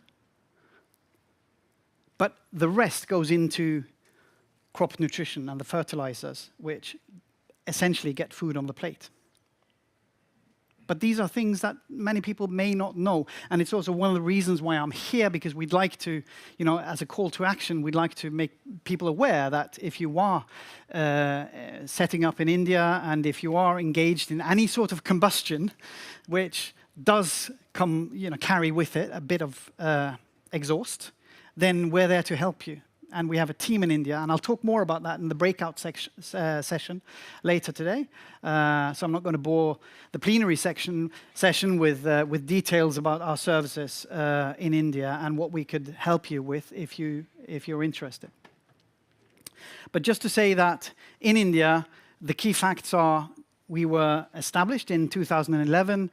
We acquired an engineering company called Talek in 2017, and in 2018. We acquired Tata's urea plant in Babrala, which really made us one of the bigger investors in India, and also one which really brought with it this very strong footprint in India. In 2023, we are now present in 18 out of 28 states. That's 64%. And yep, the number was correct. It's 989 employees split into these locations. And revenues, this is our turnover in India. Our urea production is around about 1.2 million tons. That's 4.5% of India's urea production. So it's not meaningless. 35% of the premium product, meaning now fertilizer, is our market share. So premium product is obviously where we have a major competitive advantage. Urea is very much a price and commodity market. We have a digital hub which is located in Bangalore, and that digital hub connects us with 11.6 million farmers and 14,500 retailers. And that's also some of the points that I'm going to make in that breakout session later in this afternoon, how Yara is very much engaged in what may sound to you as a contradiction in term, digital farming. Finally, India is important for Yara. It is, well, you've already said it, it's of course the 5th largest economy in the world, and it's growing fast. But for Yara, it's the 3rd largest market by employees, I already told you. But I didn't tell you that it's the 13th largest market of those 60 that we are present in across the globe. So that gives you kind of a feel for who we are, where we are, and how important India is for Norway's 2nd largest company by turnover. And before I close, I'd like to turn your attention to something else which is on the headlines for this seminar, which is decarbonization, and decarbonization through hydrogen, because hydrogen is seen as one of the solutions to the green transition. And would you know it, Yara makes 7% of all the hydrogen that is made in Europe. We are a hydrogen giant in Europe. Nobody knows it. Hardly people in Yara know it. But ammonia, which is sort of what, I think I mentioned it at the very beginning, yeah? Ammonia is the core of what we make from hydrogen and nitrogen. So we get hydrogen typically from 2 sources. You can get it from water, which is what Christian Birkeland and Sam Eide got it from 120 years ago, from the waterfalls. Or you can get it from hydrocarbons, hydrogen and carbon, hydrocarbons, North Sea, fossil, grey, dirty, much more efficient than from water. And that's why the world is now fed on hydrocarbons. Yeah? You can make mineral fertilizer from natural gas. You take the hydrocarbons from natural gas. You can make it from oil. You can make it from coal. All the nasty shit, pardon my French, all the nasty stuff in the world, you can use to generate that carbon. Sorry, to generate the hydrogen that you're looking for to make mineral fertilizer. Now we're going back to Christian Birkeland's invention 120 years ago. Now we're going to make it from hydrolysis, electrolysis, yeah? We take it from water instead. Problem is, it's far more expensive. That's why the fossil was there in the first place, because it was so much more competitive, so much more efficient, fed so many more lives. But now it's coming back, and this hydrogen giant is now ready to unlock and kickstart the hydrogen economy, because we already make it. All we need to do, small task, is to decarbonize our plants and make them and feed them, instead of feeding them from natural gas, which is what we do today, we feed them with green hydrogen, which we then take from water. And once you get green hydrogen, you can make this green ammonia. And what's so good about that? Well, ammonia is fantastic because it consists of 3 hydrogen molecules and 1 nitrogen. So it's called NH3. That's the formula for ammonia. So 3 hydrogens, now you remember, yeah? Makes it so you can carry 3 hydrogens in ammonia, while hydrogen itself, well, it's 1, isn't it? And you need to chill it down to minus 233 degrees, and you need to put it under enormous pressure to transport it. So it's very inefficient to transport. So if you need hydrogen, go and get ammonia, and then crack it back to hydrogen, if it's hydrogen that you're really after, or use the ammonia to fuel your ship, or to fuel your power plant, basically as a new energy provider. And it will be green if it's made from hydrolysis, and it will be gray if it's made from natural gas, which is what we do today. And in the middle of those two sits blue, which is made from CCS. All clear? Simple this?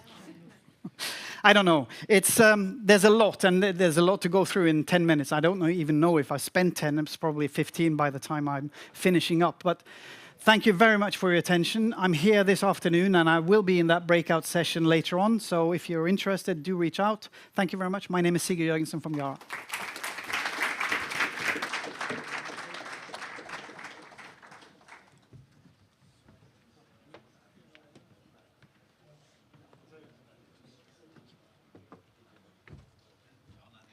Thank you, Sigurd. That was a really interesting presentation that you made. The food we eat, the air we breathe, nothing can be more basic and more fundamental than that. And on a personal note, my husband and I became pollution refugees in India when we decided to leave Delhi, which is one of the world's most polluted cities in winter, and move to Goa. So these technologies change your life in very practical ways. Maybe if Sigurd had been working on this 30 years ago, we wouldn't have had to leave Delhi and move to Goa. But talking about the energy transition, I actually had a very interesting discussion with someone in the break. They're also developing hydrogen fuel batteries for flying airplanes. So I think we're moving into a very exciting future, and it also tallies with our next speaker. Can I invite on stage Sujitha Selvakumaran? She is, you're here, Sujitha. She is the Director of Public Affairs. No, sorry. She is the Senior Energy Modeler at DNV, which is a leading company known for the annual reports that you produce on the future of energy and the energy transition. So she's going to speak about the green energy transition on the Indian subcontinent. Sujitha.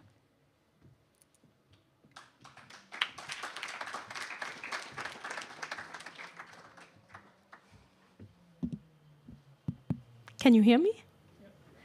Cool. Thanks, Prabha, and good afternoon to all. Yes, as she mentioned, I'm Suji, and I'm here representing DNV, or Dineshke Veritas. And so who are we, and who am I representing here? So DNV is an independent assurance and risk management company based in Norway, and we have been in operation for 159 years in over 100 countries, and we have about 12,000 employees. And about 70% of what we do is connected to energy. And in terms of specifically energy, we do energy advisory, certification, verification, inspection, and monitoring. And in DNV, I play a very specific role. I work in their group research and development unit. And every year, we publish what we believe is the most likely future in terms of energy transition of the world. So you may ask, how do these people know what's going to happen for the whole world? So we don't do it for each and every country. We, of course, look at the world as 10 regions, and the Indian subcontinent, in which India is the largest country, but also includes Pakistan, Bangladesh, Nepal, Bhutan, Maldives, Afghanistan, and finally, where I am from, Sri Lanka as well. And we give an outlook which is more long-term. So we give an outlook to 2050, and we do this by doing research and having our own energy model, and we publish this report every year. So today I'm going to talk about basically energy transition, or the future of energy transition in the Indian subcontinent, based on ETO 2022, Energy Transition Outlook 2022. And I have 3 key takeaway messages. And the first one is that transition is change.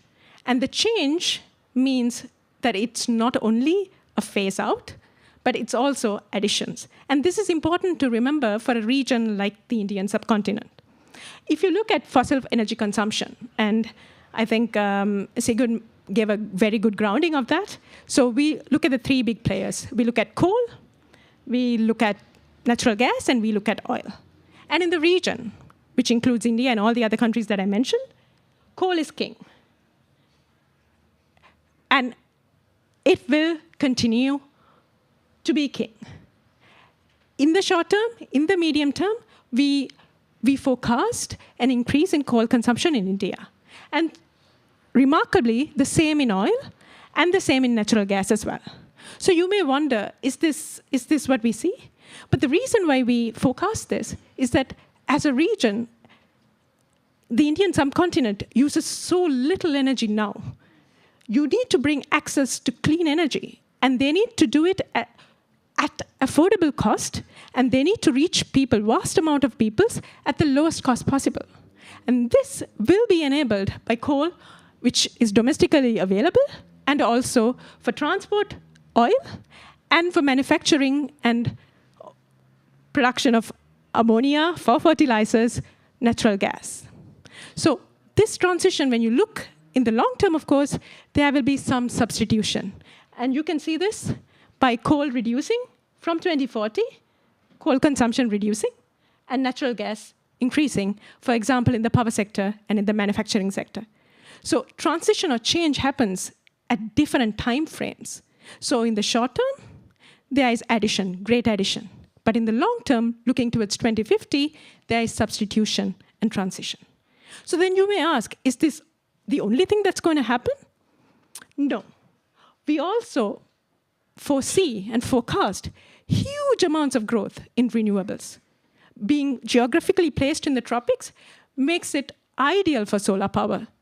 And then, is it only just solar power? No. There's also quite a lot of wind coming up. So from modest levels now to about 150 to 200 gigawatts, we expect almost 3,000 gigawatts of solar capacity and about 75 gigawatts of wind capacity. That is huge and tremendous growth. And this is all the time while maintaining the thermal capacity and increasing the hydropower capacity in the region. This is important. So then what do we see in terms of this transition picture? We see huge amounts of additions. Then you may ask, why do we need such additions? And why is that? And then we come to the third key takeaway. That is a development and the increase in people's well-being that needs to happen, especially with the amount of GDP and prosperity growth that is expected in the region. Right now, the Indian subcontinent has the second least amount of gigajoules per capita use. You may ask, why is this important? Energy is needed for every single thing in our lives. For electricity, for going anywhere, from running your refrigerator to running an incubator. For every single thing, you need energy. And right now, this region, the people use the second least, if you take as a world average. But this is expected to change. And in the short term, this is expected to change with increasing fossil energy, the gray part here. But in the long term, there will be a turning point. And then when the additions start adding up in terms of solar, wind, and access to clean electricity, and grid access, and all of those things couple up, and then we see tremendous growth. So these are the three key takeaways I want you to remember, if nothing else about my talk here, that there's huge potential.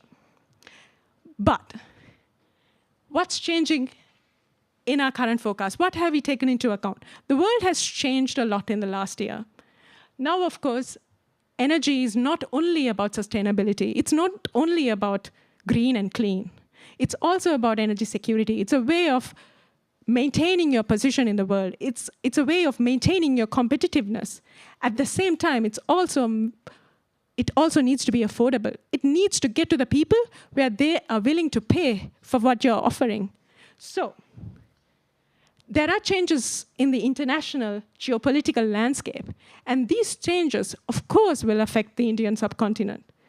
Our former ambassador mentioned that, India could be the beneficiary of certain geopolitical changes, and we also forecast that.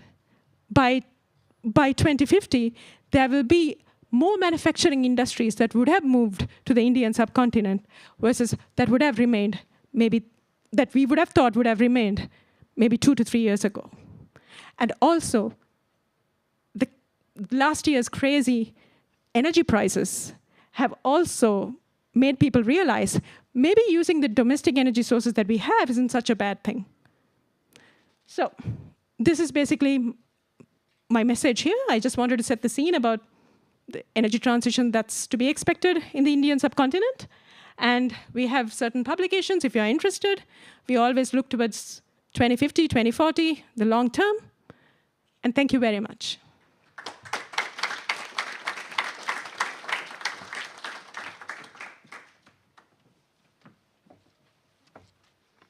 Thank you, Suji. I think energy remains not just important for growth and development in India, but it has also made India a global player in the sense that we are a go-between between Russia and the Western world when it comes to the war and how India has played its cards.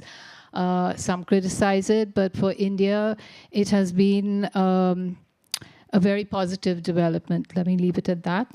I would now like to invite our next speaker, Knut Steen. Knut is an advisor at Crowdworks. It's a startup incubator and you've created an exclusive Norway-India digital platform connecting startups with investors and mentors. So I'll invite you to give us your presentation. Thank you.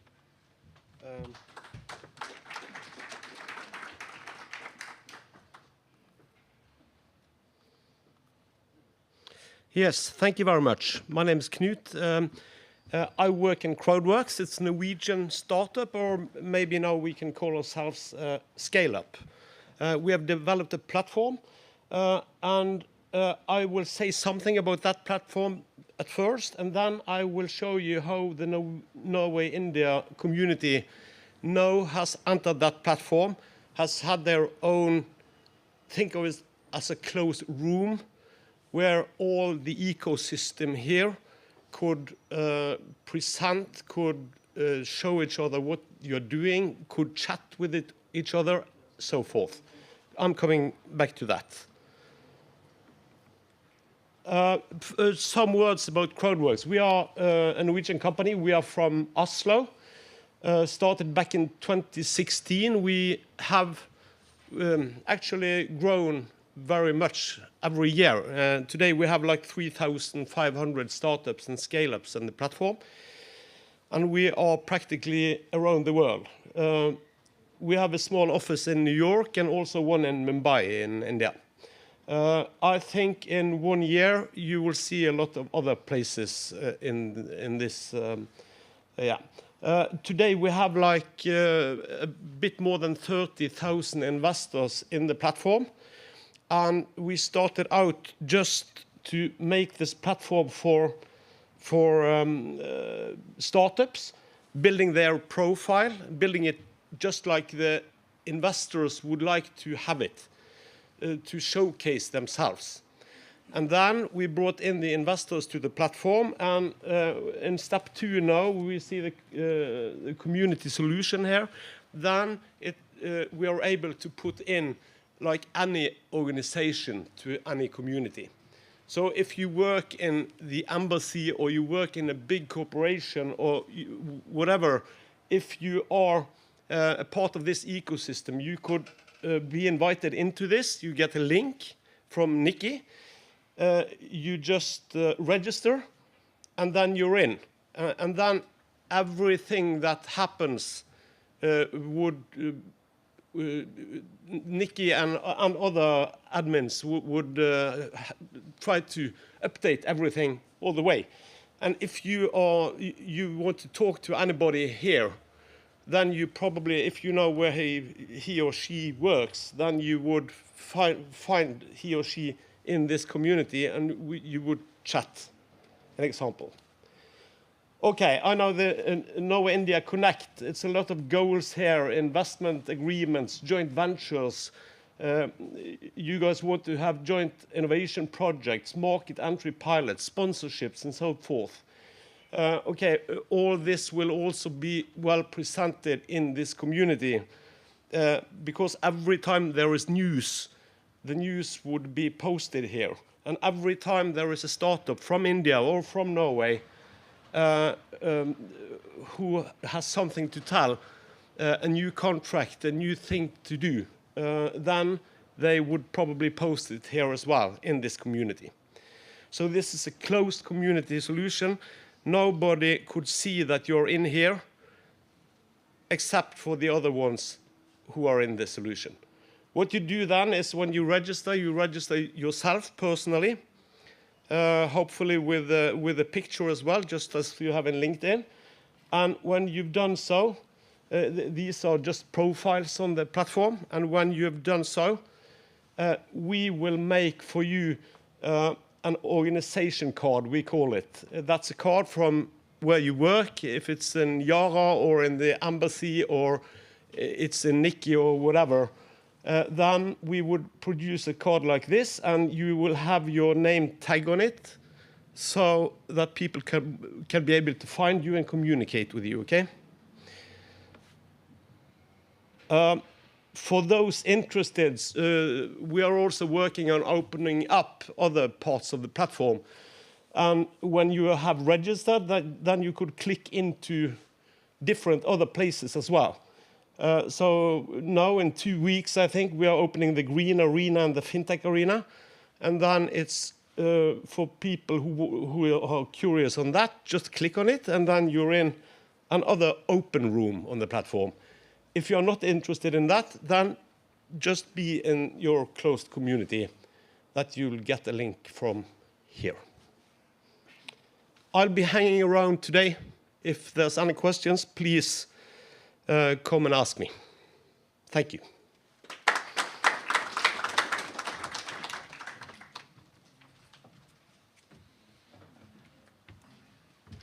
Thank you, Newt. I think one of the biggest challenges of doing businesses is to find the right connects and the right partners in the other country. So beyond the embassy and the consulates, it's great to have this easy to access through Nikki platform. Thank you for your presentation. And now we move on to our next speaker, Inge Brodersen. He's a partner in the leading Scandinavian law firm, Schott. We asked Inge to shed some light on the unique legal challenges that introducing AI processes into our businesses would confront us with. So I'll leave him to say a few words. Thank you.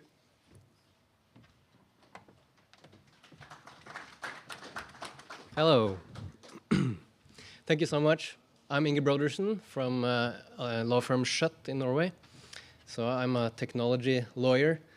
So working with information technology contracts, GDPR, but also AI, obviously. So it's so nice to be here. I know this is perhaps a bit different from the other speakers, so can be a bit dry. I mean, it's legalese, but especially in this pre-dinner phase. But let's go for it. I'll try to make it short and sweet. So it's a short intro to a huge topic. There are many legal issues with AI. But let's start with the pros and cons. I think it's obvious that AI has many pros. And it's creating efficiency, improved research, and whatnot. And that's fairly obvious. And one question for regulators would be how to cater for using and utilizing the pros of AI. It's easy to see regulatory requirements only to be on the negative side, but it's also to incentivize and facilitate growth and innovation within AI. The other part is obviously the cons. And let's start with the mild ones, losing jobs to synthetic colleagues. That could be, that's probably more of a political issue. But of course, there are some protection in various employment laws across the countries. But that's, in my mind, that's not the most important thing. It gets more important further down here.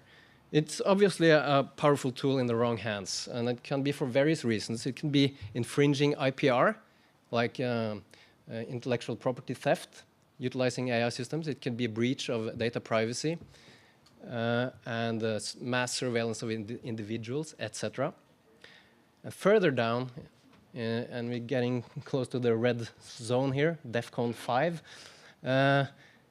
breaching fundamental human rights, and we're reaching the point of technological singularity where we lose control over the machines. How to regulate that? How to introduce regulatory protection against that?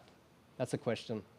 And God forbid, let's try to avoid extermination of mankind, which has kind of been reserved for science fiction movies, but now it's become more of a reality. And for the movie buffs among in this session, you might find some pictures from movies. This is one. I will not tell you what it is. This is HAL 9000, I'll tell you that. Anyway, so the current legislation of AI, it's at best fragmented, and it's indirect, I would say. I'm speaking in large capital letters here, just to make it easy. Of course, there are some good laws and so forth, but basically, it's fragmented.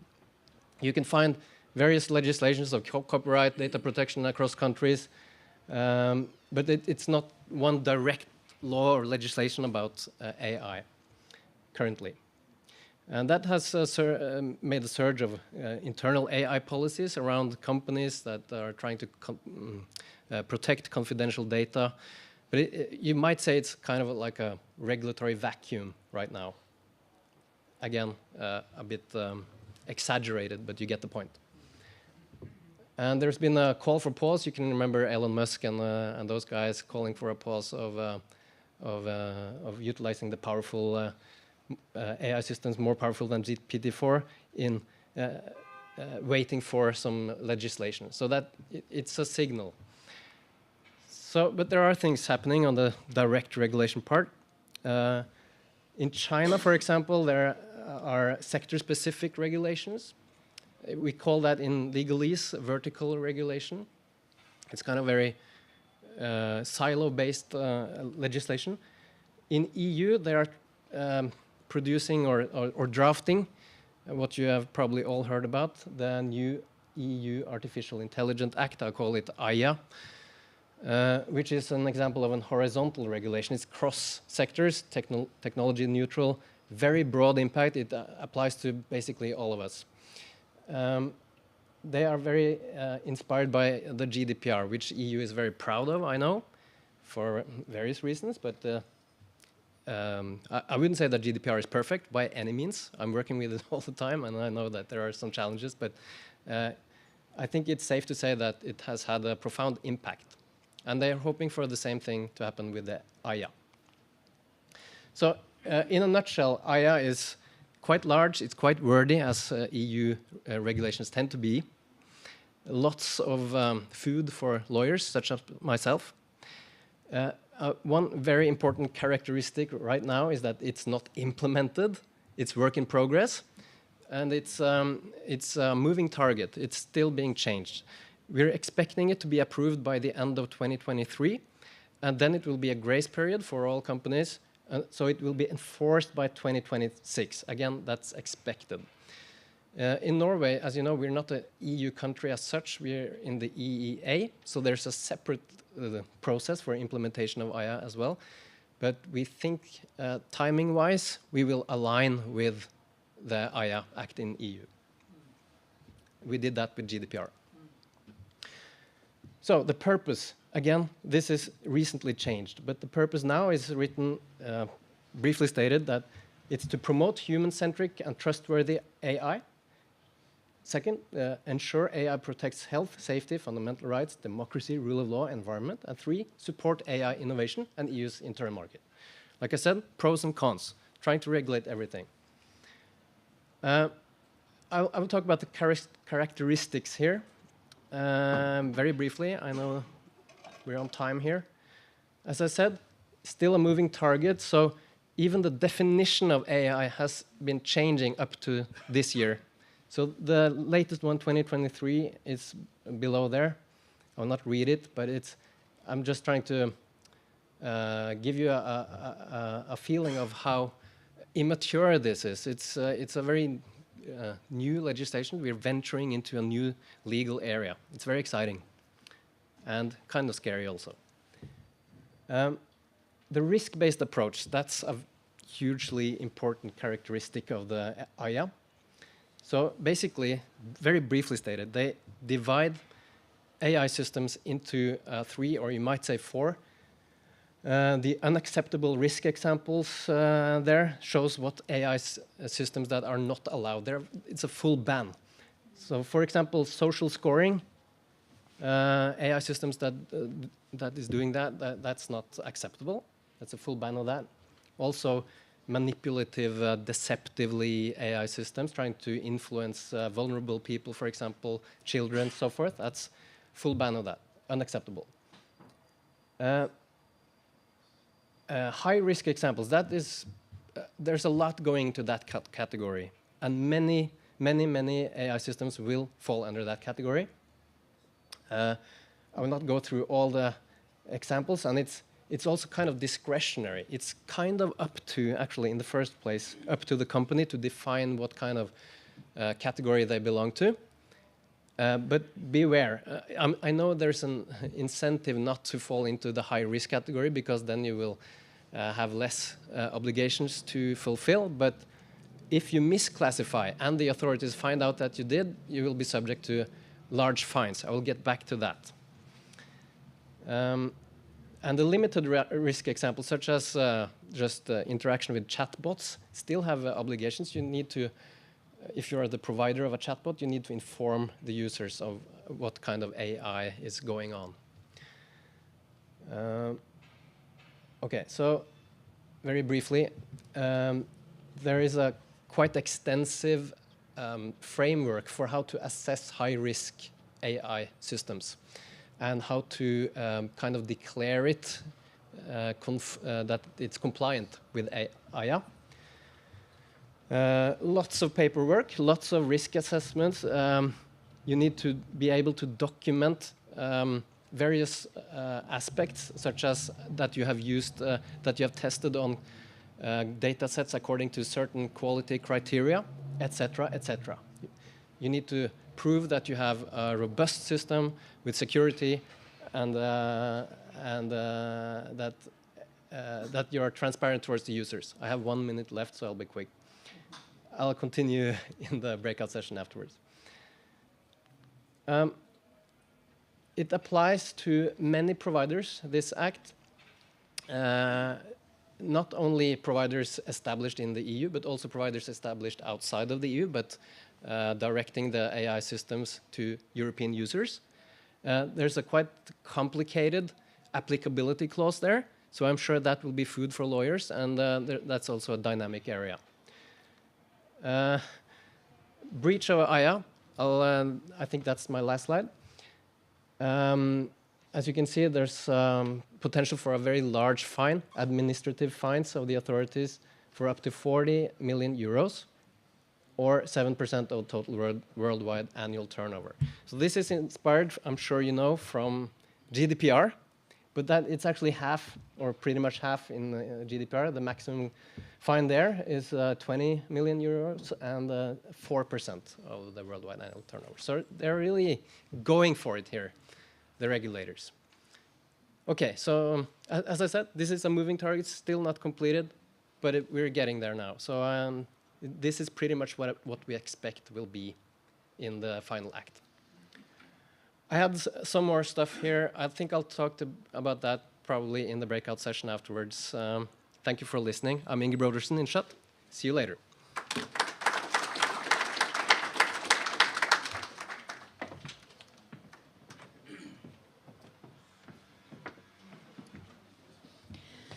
Thank you, Inge. You've given us plenty to think about.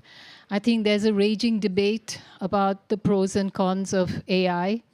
And it's very relevant to India because India is, again, amongst the top 10 countries in the world when it comes to AI patents. But we don't have anything as yet approaching the European regulation. Still, I think people in this room are interested in looking at AI as a business opportunity, and so I shall invite our next speaker, Anirban Gupta from Tata Consultancy Services. You're here.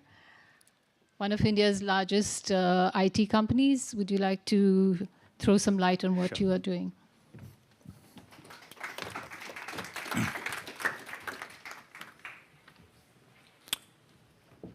Good afternoon. I'm Anirban. I lead research and innovation for TCS, Tata Consultancy Services, in Europe. In the next 5 minutes or so, I would just like to give you a small glimpse of what TCS is doing when it comes to AI initiatives.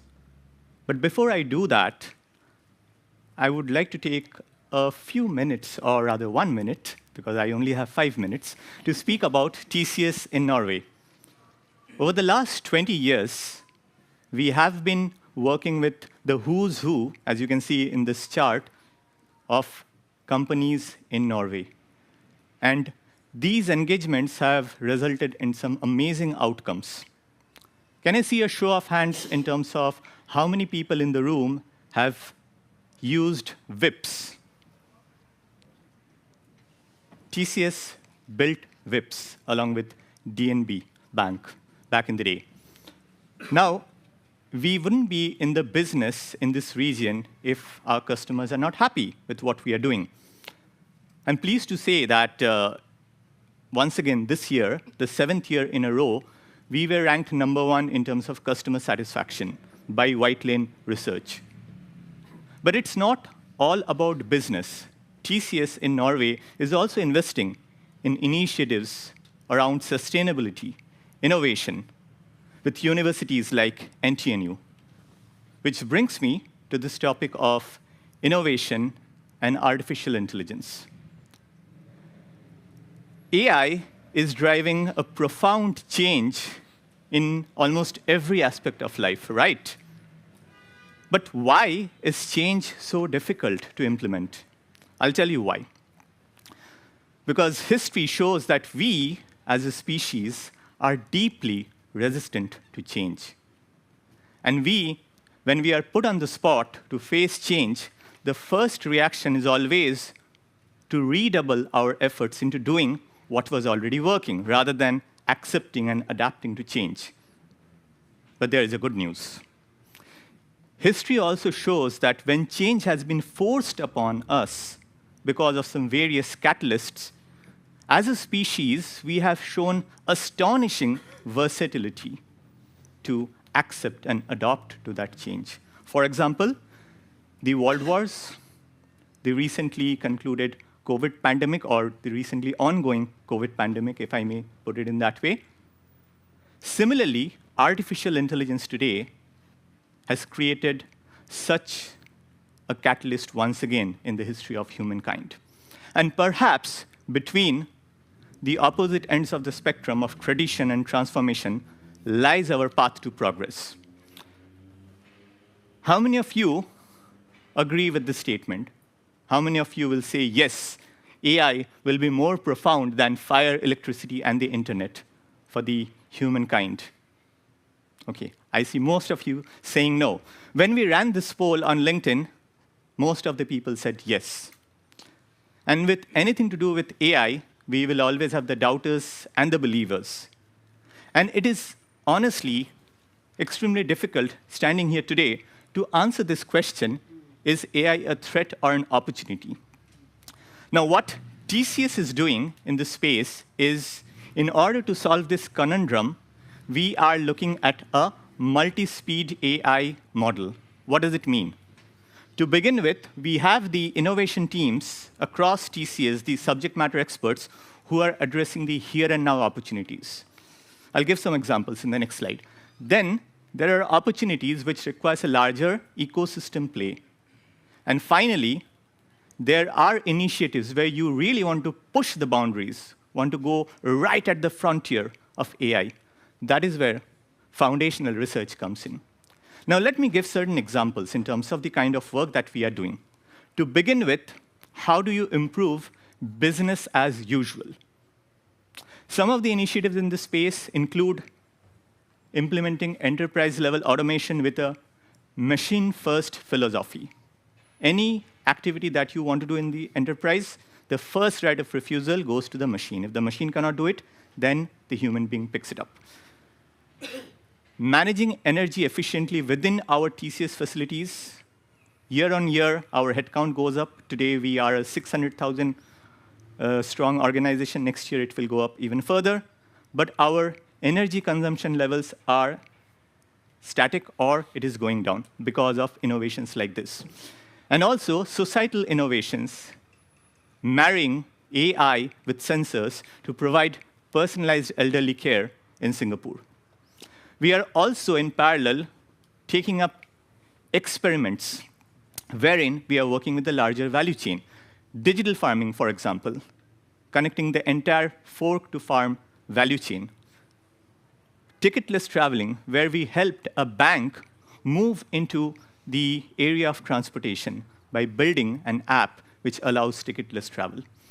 Or creating and engineering an award-winning algorithm which helped PostNord in Sweden to achieve supply chain optimization.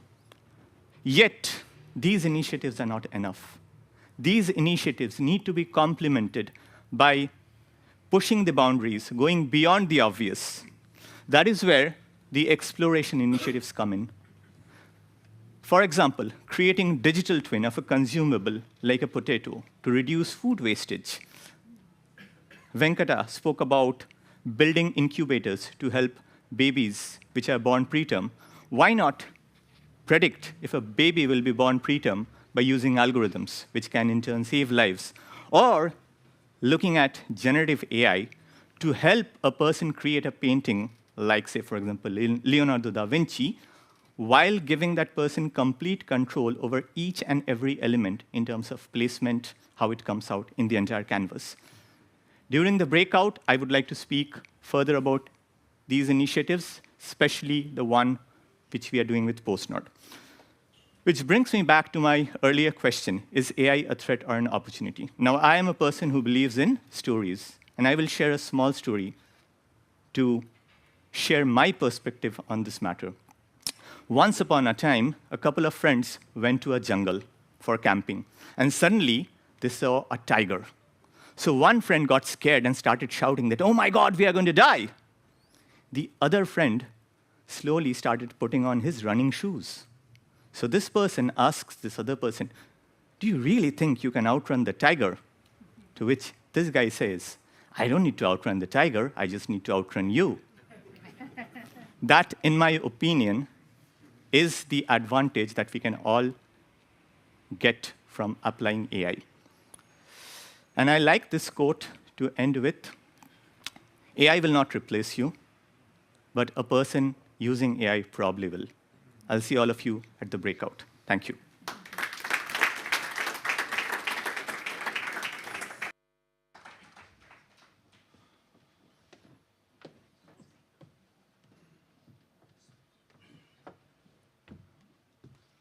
Thank you, Anirban. I once heard Rahul Gandhi, who is a Congress leader, for those of you who don't know, talking in an interview about how data is the new oil, in which case in India would be like Saudi Arabia because you have one of the largest storages of data in the world. And so our next speaker is Anup Sharma. He's the lead for data and AI business division for Europe, the Nordics, and Africa at Mindtree, which is a Larsen & Toubro company. Anup?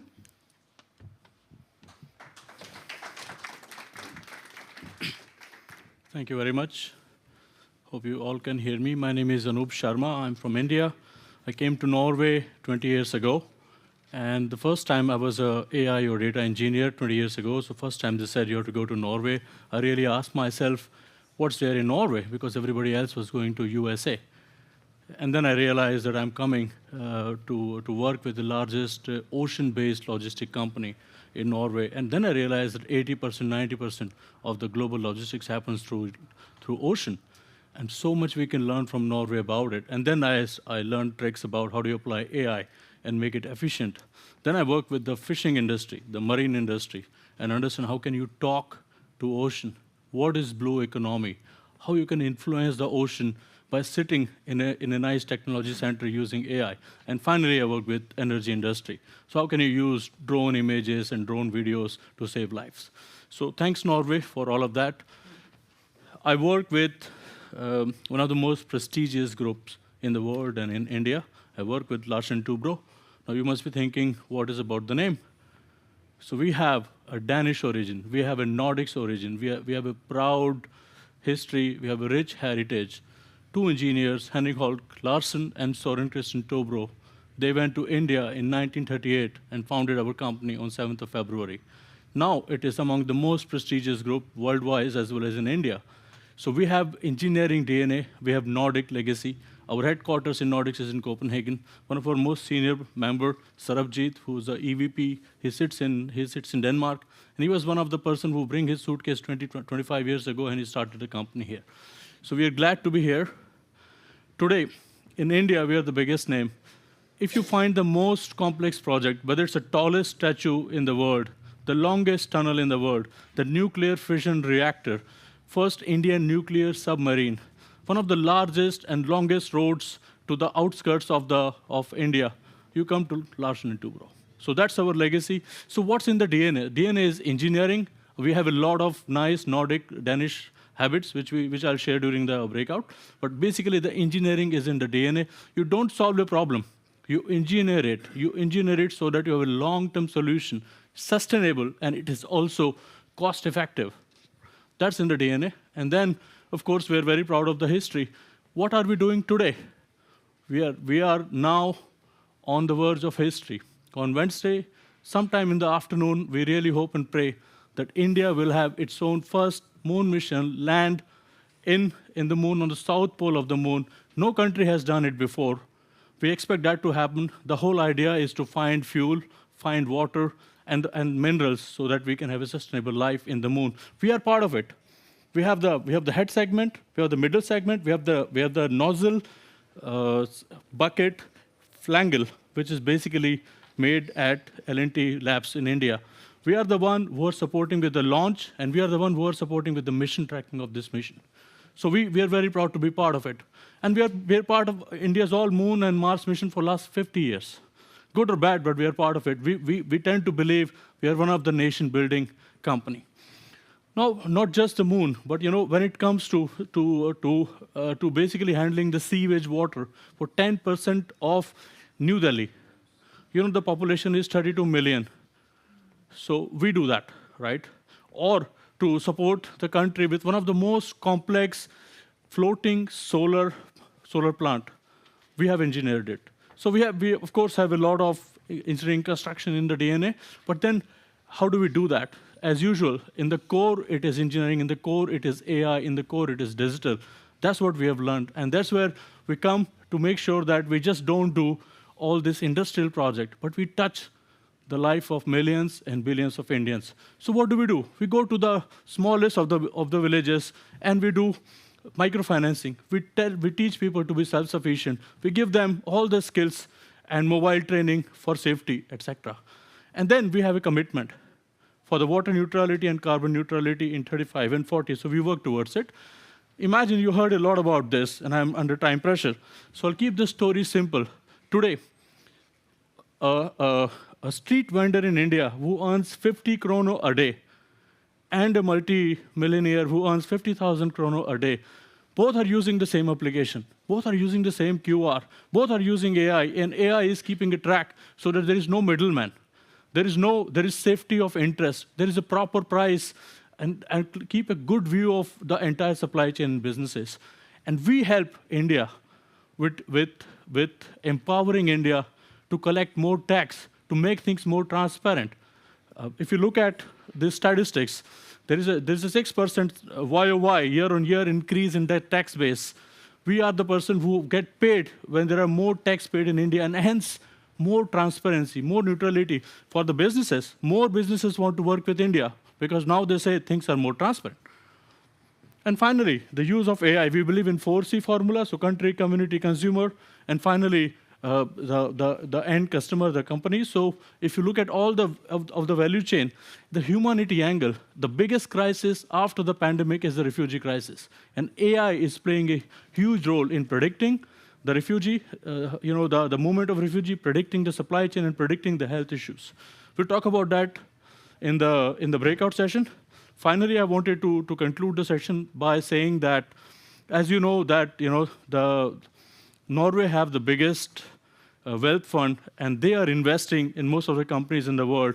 And Nikolai Tangen is highly, and this is 5 days ago, he's highly recommending people to use AI. But at the same time, we want people to use it in a more responsible way, ethical way, and explainable way. That is in the core of the way we work.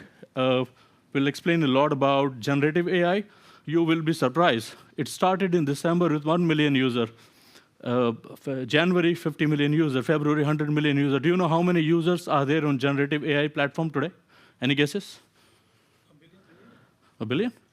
Any guesses? June 2023, how many users? 1.6 billion in June. And I'm sure if you check today, so you see in digital and data and technology, there is only one word that matters, only one word: adoption. If people are using it, it's successful. Good, bad, ugly, it's not important, right? So I think that's where we want to be. Finally, this I'll talk later, but this is the last. We realize you solve the complex world of AI, technology, digital world problems. You can't do it just by 10 men, 100 men, 1 million men sitting and doing engineering. We want diversity. So we have the largest organization called Women in Data and Analytics. We have won the award for many times for that. So maximum of our developers and AI engineers, they are not just women, but they come with all diverse culture, diverse education, diverse age. Some of them have not done any engineering. They are from art, culture, medical, the kind of fields, because we realize if you have to touch the life of people, you have to do things differently. So I think that's what we are focusing on. Looking forward to see you in the breakout session. Thanks once again.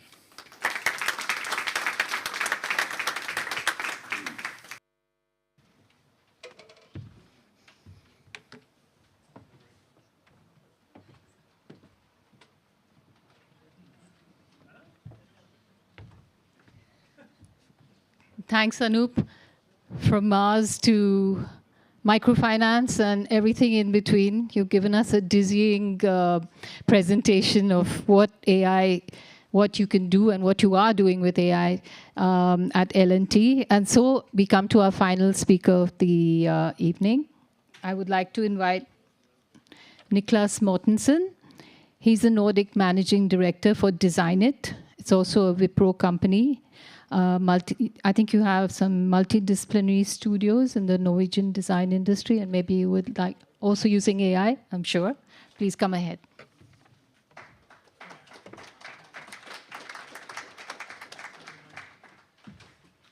Thank you very much. Let's see if we have... All right, I realize I'm standing between you and a much long after break, so I'll try to rush through some 7 principles of working with AI and emerging tech. As mentioned, I'm Niklas Mortensen. I'm from DesignIt, a Wipro company. We're an innovation design agency. I want to start off with a quote from Cedric Price, a British architect. And this has been mentioned many, many times today. But when we're looking at shiny technology, we have to ask ourselves, take a step back and ask ourselves the question. If technology is the answer, what is actually the question? As mentioned by the previous speaker, I mean, it's going as fast as it's ever had. This is the slowest the development will ever go. And we're rushing through a revolution that we haven't seen in ever. And it's taking us to places where we don't know. And working in business, we always have 3 opportunities. It's develop, discontinue, or do nothing. But when it comes to AI and emerging tech, doing nothing is no longer an option. And it does feel like running on Legos from time to time. So in DesignIt, we're about 700 designers, strategists, futurists working with AI and emerging tech every day. And we have 7 principles, regardless of what kind of projects we go into. First of all, it's about understanding people to get it right. Because it starts and ends with us as human beings. It's the only source of inspiration and only source of true validation. So being careful and not just relying on quantitative data, but also qualitative data.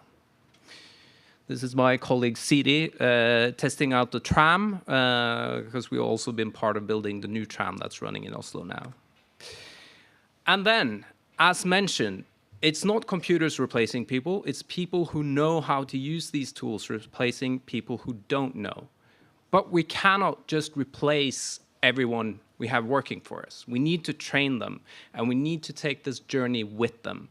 So collaborate to empower and improve. This is my colleague Malin from Stanley Black & Decker, where we did this using AR technology to train everyone working on the factory lines. And then it's about taking a step back. You may see one single problem through your focal lens, but taking a step back enables you to look at the whole value chain. So for a huge energy provider, we're looking into digital asset management using blockchain. But if you pair that with on-demand, on-site 3D industrial printing and digital twins, you're talking about millions and millions of dollars and thousands of man-hours saved every year. And obviously, working with technology is about pushing limits to uncover new opportunities. So again, taking that wider lens, the future is not linear. There's several futures out there depending on the choices you make today.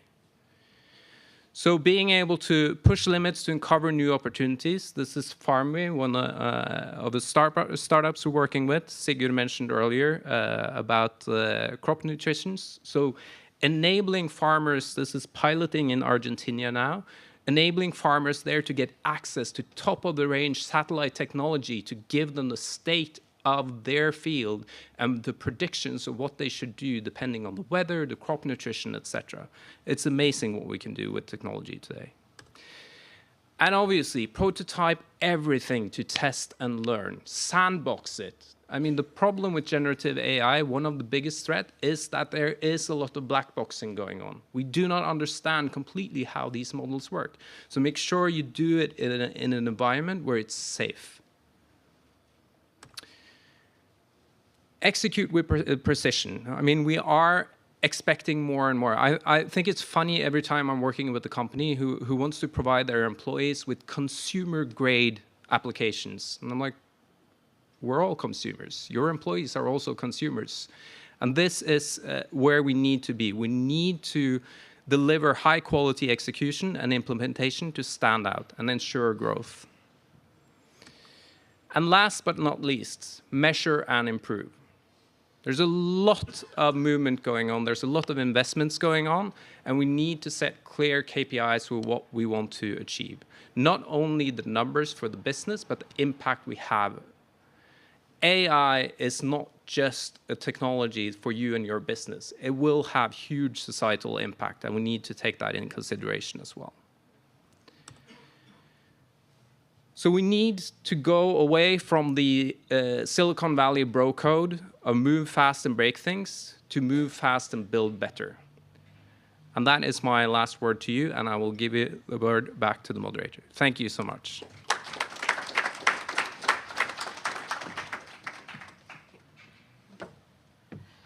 Thank you so much. I think that is a crux of the point, what you began with. Technology is the answer. What was the question? I think this is something that a lot of people lose sight of. And it's in the nature of things that one of the truism is that every solution creates its own problems. As Henry Kissinger said, every solution is an admission ticket for a bigger problem. So it's just not, it doesn't mean that we have to stop trying to solve things. It only means to be mindful of the consequences and try to avoid or minimize those history of unintended consequences.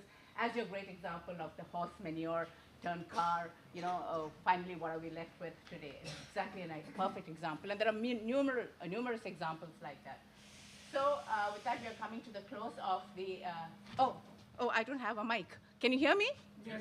Oh, okay, my voice is strong. Oh, you can't hear, okay. Sorry. So, I mean, what we heard today was, it gives you a flavor of the ideas, the diversity, and the solutions just in this room. Of course, you know, magic happens when there is cooperation, and cooperation, for effective cooperation, there must be effective teamwork. I will end with what Mother Teresa famously said once, that you know something that I cannot do. I can do things that you cannot, but together we can do great things. So have a wonderful rest of the session. This brings the plenary session to a close. Because we are behind time, you are requested to please take your coffee and tea and go out immediately for your breakout session so that you can have more fun later after the sessions are over. Thank you so very much.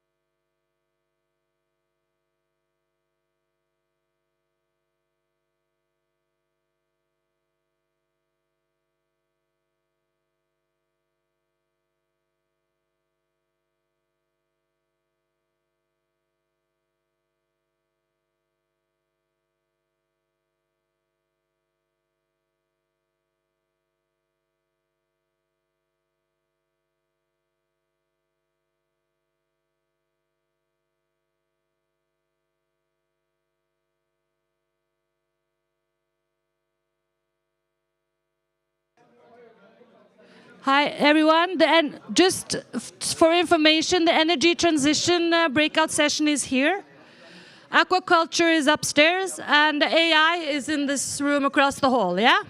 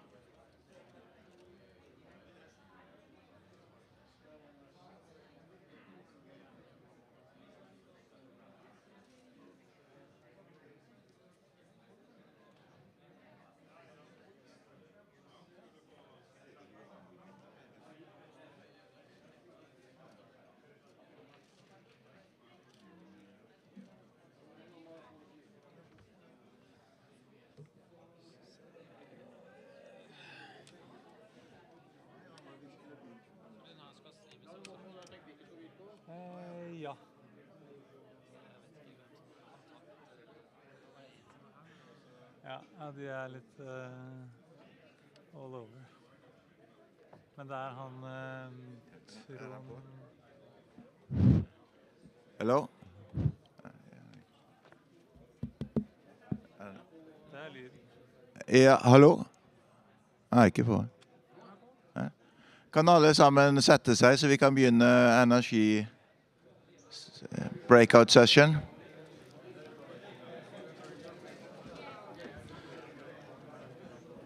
Vennligst ta plassene deres, og, så vi kan komme i gang.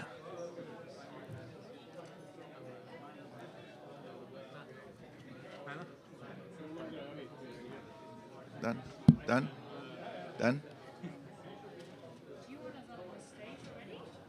Skatek? Nei.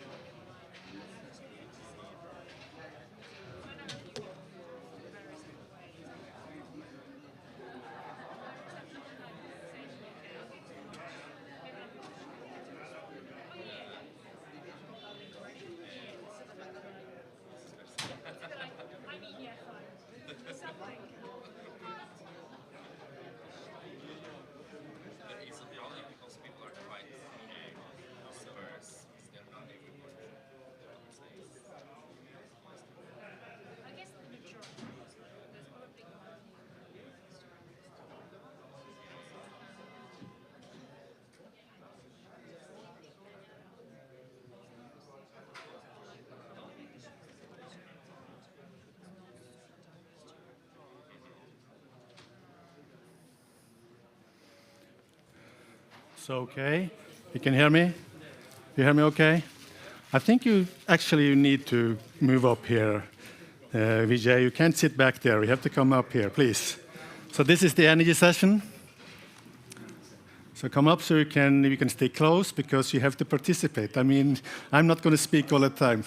You have to speak also, okay? We are going to discuss. So you can't sit in the back. No, sorry. You have to move up. Come on.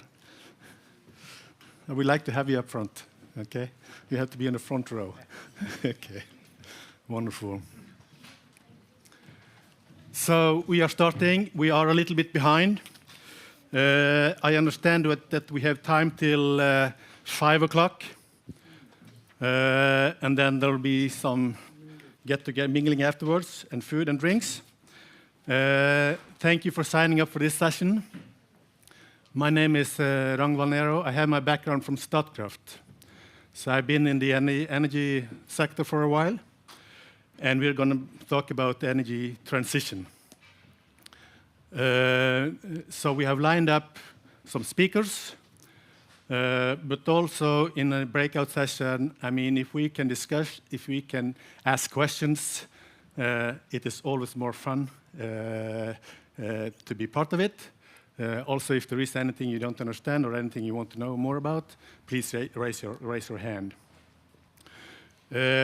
My background is actually, I'm a historian. So there is a lot of things wrong with me. I've been working in Statkraft for many years, 16 years, with communications and profiling, telling the story about the company. Statkraft is one, not a big, but one player in India.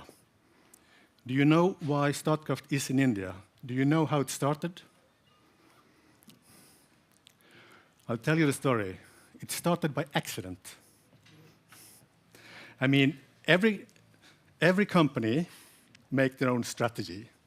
And Statkraft's strategy was actually to be a hydropower player in the Nordic countries. When the company was established in the beginning of the 90s, that was the strategy.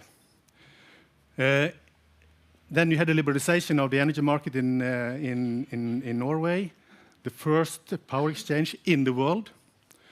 And the first CEO Statkraft one day got a message from a friend. It was a missionary that actually wanted to do missions in Tibet. Odd Hoftun did not get into Tibet. He had to have his base in Kathmandu. And he knocked on the door to Lars Uno Tolin, and he said, Nepal has just as much hydropower resources as Norway. It's a poor country. They need support, actually, to build their hydropower. Can Statkraft do it? No, our strategy is to be in the Nordic countries. So it's not in our plan. But he thought it through, and he actually decided to do a little experiment. Take one of the clever engineers and some more, some of the competence in the company, and they got a chance to check out Nepal if it was possible to establish a hydropower plant in India. And they started on scratch. Actually, the legal department in Statkraft wrote the concession laws in Nepal, copied the Norwegian concession laws, saying that hydropower should go back to the state after 50 years. On scratch. Long story short, 1998, I think it was, the hydropower plant in Nepal was started. They had a PPA with India, and this actually was the oil income of Nepal selling hydropower to India. I'm mentioning this story because when we talk about energy transition, it is about change. And we heard from the planetary session, so Jetta told us about what is going to go up. Well, coal is the king. Coal and oil will still be there for some while. Then we have natural gas. And then we have wind, and then we have solar, and then actually India has everything. They have plans for everything. I mean, they have a renewable energy expansion, that's one program. They have national solar mission, wind energy development, electricity mobility. They're going to electrify transport in India just like we have done in Norway. Smart city missions, afforestation and green cover, climate agreement and international cooperation,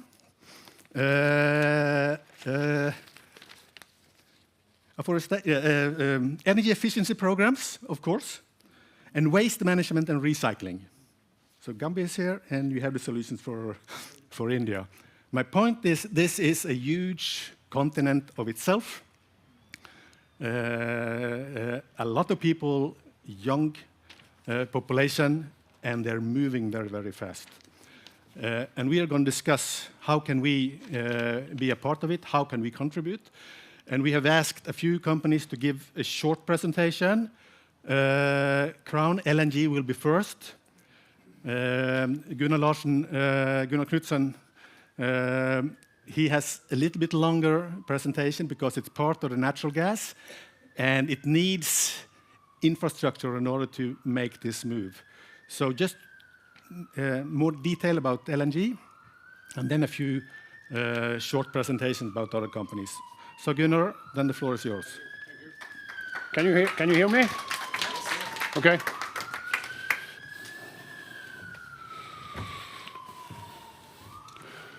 I'm going to tell you a story today that very, very few people have heard. We haven't talked very much about this in kind of sessions like this.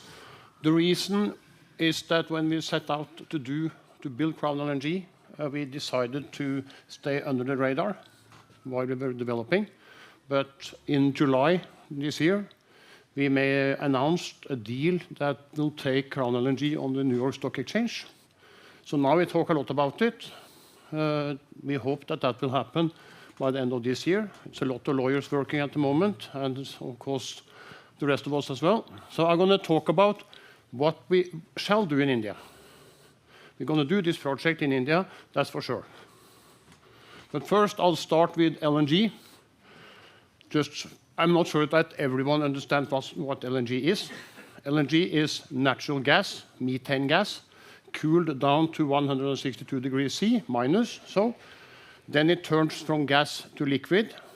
The volume reduces 640 times. And by doing that, it's possible economically to transport LNG on ships or gas on ships. It's not pressurized. It's not a bomb. It's just cooled down. That's very important.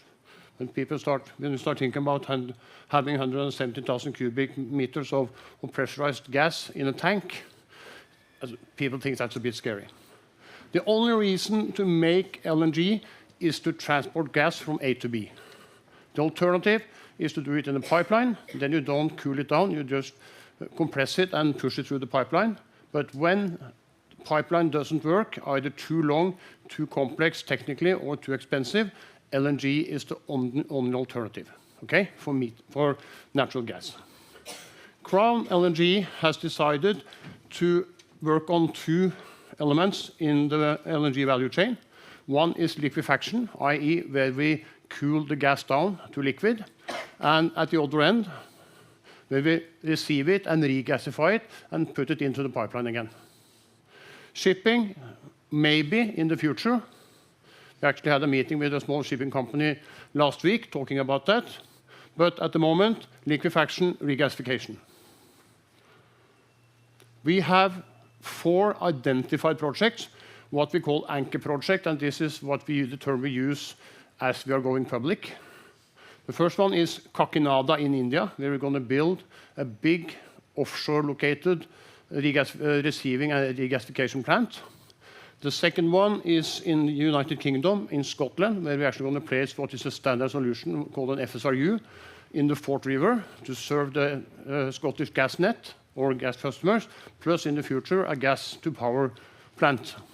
And then we are looking at 2 other projects, an even bigger offshore terminal for Vietnam, regasification terminal, and a giant terminal doing liquefaction in Canada, Newfoundland. I have tried to do that before. I'll try it again. So, in India, we are located just offshore Kakinada port. We are 19 kilometers offshore Kakinada port. Our terminal will sit in 20 meters of water. So why did we go to Kakinada? Kakinada is where the east-west connector pipeline starts or ends. That's the only pipeline on the east coast connecting the east coast to the gas grid of India, i.e. making available a huge number of potential clients. Secondly, when we started this, we came in touch with a company called KG LNG that owned a license to establish such an offshore terminal, but not the same solution as we have. It was for 270 days a year, i.e. 3 months a year, we are not allowed to use it. That doesn't work in the gas market. Gas clients want gas every day, so they didn't manage to sign up any clients. I said to one of my partners, who is Indian-born at that point in time, I think that the whole kind of reasoning behind that is wrong. And he said to me, Gunnar, you may be right, but you are too old to fight the Indian Democrats. They will never, ever change. You have to come up with another solution, which we did. I will tell you about that. I think I have some more aggressive numbers than DNV on what India's government is actually targeting. They are targeting to increase the gas usage from approximately a little bit above 7% in the energy mix to 15% by 2030. If you convert that into something else, they will then need to increase their regasification capacity to 40 million tons of LNG per year. Our terminal will handle 7 million. And of course, without that capacity, they cannot import. Because India have decreased their own gas production. You cannot run a pipeline. You can theoretically run a pipeline, gas pipeline to India, going to Afghanistan. I don't think anyone will do that. So LNG is the only alternative. That's why we are in Kakinada. We have recently, that is in 2021, had an update of the license that we actually own. We have now bought KG LNG. So we own that licensing company in India, and we have the license updated to 365 days per year, saying use of what is called a gravity-based structure, or a GBS, which I'll come back to. It's harsh weather in this area. They have 1 or 2 typhoon seasons every year. So that's the reason why the floating solution didn't get a full year license. We have that because we have something sitting on the seabed. It doesn't move. Will never move unless we decide to take it away. So our focus is actually on solving liquefaction and regasification in harsh weather areas, which no one else have done to date, except a small company called ExxonMobil that owns a terminal offshore Italy. Okay. Why do we do it offshore? Important. It's faster to the market than onshore because we have fewer permitting requirements. It's easier to get permit for something sitting out in the ocean. We have a much smaller environmental footprint because we don't need to acquire land onshore and clear it. So very, very limited environmental footprint. Potentially decreased safety concerns versus onshore facilities, especially in highly populated areas. Yes, this meeting has talked about ammonia. Anyone that remember the big explosion in what is Lebanon? Yes. You know what exploded? Ammonia. That city will never be the same again. Lower capital requirements than onshore facilities. And we have operation year-round, which floating alternatives, at least not in this area, didn't get. We are assuming this transaction close, i.e. the listing, end of this year. I read a very, very interesting document before we started this morning that makes me believe very, very strongly that is actually going to happen. Then we're going to kick off as soon as we can. Hopefully, we are able to kick off earlier. We have one seabed survey still to do. We have done one. We have to do borehole drillings to really understand the seabed because this monster is sitting on the seabed. So we need to understand how to design the bottom part of it. Then we're going to kick off what is called front-end engineering development, or FEED. And we're going to, during that period, we're going to develop the EPCIC, Engineering, Procurement, Construction, Installation and Commissioning contract with Aker Solutions. I'll come back to that as well. And then we move into detail engineering and procurement before we start construction. Our aim is to have first gas early 2028. It's a long process. We will take 18 to 24 months to get to what we call FID, final investment decision, and it will take something like 3.5 years to do the construction. The construction will be done at Kakinada port. We will actually create a temporary dry dock. Some of you people may remember what happened on the west coast of Norway in the 80s and the 90s, where we built a lot of gravity-based structures there in temporary dry docks. We're going to do the same with the same people, basically, Aker. Just to explain to you what a GBS is. It's a concrete structure like this. In our case, we are sitting in 20 meters of water, so it will be approximately 40 meters high. It will be 190 meters long and 80 meters wide. The lower part and some of the compartments on the side will be filled with a combination of water and sand, gravel, as ballast. This thing floats when it's empty, so we have to ballast it down. So it's actually sitting on the seabed in a combination of its own weight and the ballast. Inside, in the center, we will have 2 LNG tanks so that we can come alongside, as you see here, this nice picture. I think it's nice because I'm actually an engineer. I'm not a very good one, that's for sure. But we will come alongside here with the LNG carrier, pump the LNG into those tanks, and then we will pump it up to what you see up there, which is a picture of how the topsides, all the processing system and the majority of the utility system sits on top of this concrete structure. We call it topsides. So it will come up, pumped from the tanks up through that process system and into a pipeline going 90 kilometers to the shoreline at Kakinada port. And there we will have a small metering station before it enters the gas grid. It's quite a big project. Our current capex estimate is a little bit above $1 billion. So, and we can have a lot of fun spending that money. I'm in this business because I think it's fun. I never ever done anything that I don't think is fun. That's kind of what keeps me driving.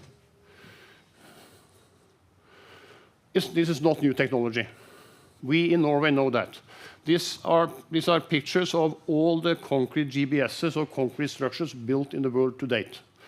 The last one is Hebron, who was installed in offshore Newfoundland. 13 maybe, 13.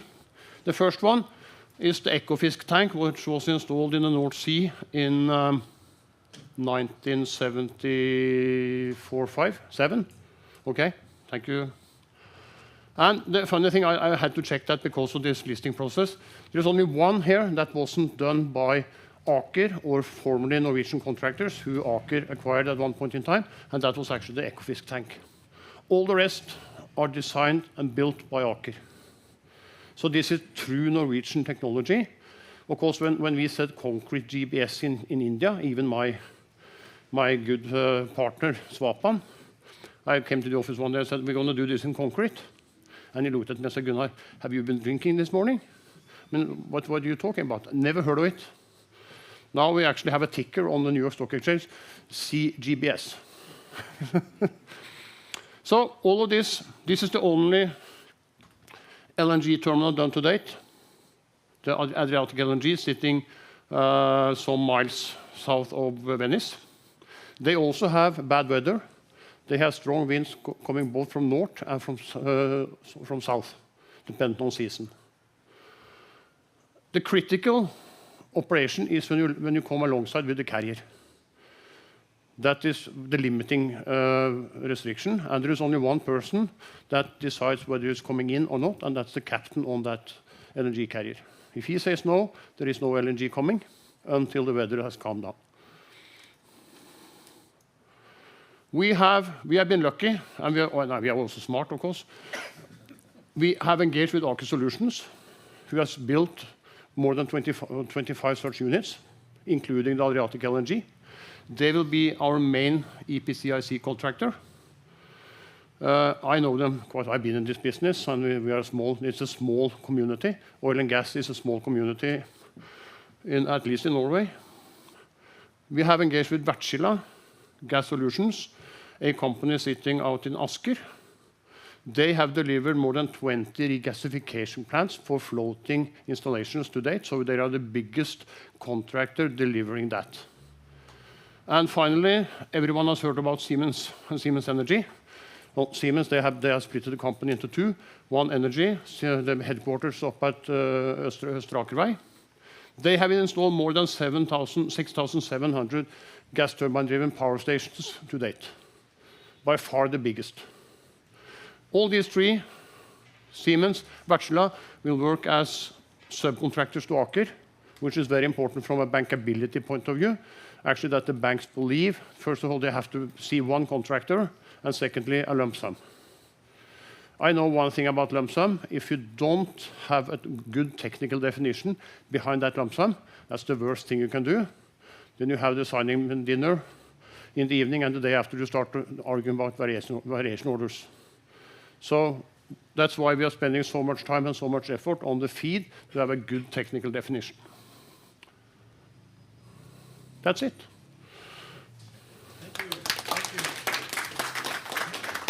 One second. Okay. I would like to ask you a question. I mean, sure. This is an amazing story about the background, the technology, and you're going to India. if you were to have one wish, in order to have progress in India, what would you say is necessary? Give me the money. You need money? Yeah. Also, to me, and I have some friends in this thing, in Aker, for example, and also, we are convinced that making this happen is not the biggest thing. Doing project finance for a new Norwegian outfit at $1 billion, that has proven to be quite difficult. The process that we are in now is what is called a de-SPAC. We are actually merging with a blank check company on the stock exchange. That has been done in Norway before by Freyr, the battery company. So that is actually the biggest thing. We have a very, very good network in India. That is, of course, extra. You cannot do these kind of projects without that kind of network. It goes for India, it goes for China. I have tried Thailand, extremely difficult. Indonesia, very difficult. You need to have local network. Yep. We have that. Also coming back to the story about Statkraft, the history of how it started. That story is actually the start of Statkraft International. And later, Statkraft Norfund Power Invest and Norfund and all the story, and we'll come back to that when Scott is talking later on today. My point of also mentioning it is that, also as Gunnar said, it's about relations. It is about having people on the ground. It is very important in India, as everywhere else, of course. But there's also one more thing. You have to be patient. Things take time, also in India. So we'll come back to that. I'll say thank you for now. I just want to mention one more thing on the relations. Of course. Okay. I will not brag too much about it, but there is a person in this company. One of his tasks is to try to understand what I'm doing. And he has been trying that for more than 10 years. Okay. And that's very helpful. That's about relations. Yeah. Thank you. I will hang around if there are any questions. Okay, wonderful. So one point of this session, as I said, is actually to see how we can speed up the energy transition. So when the presenters now don't speak as much about the company, but your learnings, your key takeaway about how to move from one point to another. So next speaker will be Pixie. And Avanish Sharma, you are Indian. You have lived in Delhi. You have been working with Innovation Norway. You have been in Norway. You live in Norway now, yes. And you work for Pixie. Yeah, I work for Pixie. Yes. So presentation is up. Floor is yours. Good afternoon, everyone, and thanks to Innovation Norway and Nikki for inviting Pixie to make a short presentation on what we are doing in India and what our solutions are. So Pixie, it's a Norwegian energy storage and power technology company. It's a part of Eltech Holding. We started in 2018. We had a robust growth in the last 5 years. Our portfolio this year will touch around 125 megawatts. And we have now close to 100 employees. We'll reach around 120 employees. Our operations were till now predominantly in Europe and Australia, but now we are expanding to other parts of the globe. I can say that our revenues have been pretty good. This year we are going to touch 700 million kroners, and I think that's a good growth for a company that started just 5 years back. As I mentioned, we have a global aspirations. So right now we are mainly operating in Europe, but now we are setting up offices across the globe. We now have offices in Australia. We are now entering Japan, India, Malaysia, Indonesia, Morocco, and America. We have 3 manufacturing facilities. One is in Slovakia, one is in China, and the third one has just come up in Indonesia. And we are setting up a 4th manufacturing facility in India, just outside New Delhi. Yes, how we are supporting the green transition, as we know that the energy systems are fast moving towards decarbonization, and also decentralized electricity is fast taking up a share in the energy mix. There are challenges as well as advantages. Apart from the advantages, there are challenges with respect to grid instability, grid congestion, and it creates volatile markets in the ecosystem. It creates imbalances in the power system, both on the temporal side and also on the spatial side, temporal side in terms of differences in electricity production timings and consumption timings, and also on the spatial side, when you do not have the sufficient capacity for grid capacity for your PV plants. And that is where we are trying to work in that space. Within the energy storage system, this is a most critical component, which is a 3.3 kilowatt bidirectional inverter. It's a small and a modular system that we have developed in-house. We design and manufacture our own system. And one of the important functionalities of this system is that it can be used for different functionalities. It can work as a bidirectional inverter. It can work as a pure inverter. It can work as a pure rectifier. It can work as a solar converter for tracking your MPPT, maximum power point tracking. And it can also work as a DC to DC converter.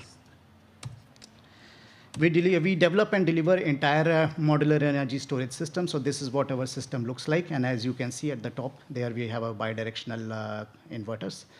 The cabinet is designed and manufactured by us in-house. The batteries are third-party. We do not develop our own batteries, and we are completely battery agnostic. So we can integrate with any particular battery. Right now, we are using lithium, but we can definitely do with any other battery as well. This is the standard size we are coming up with. We can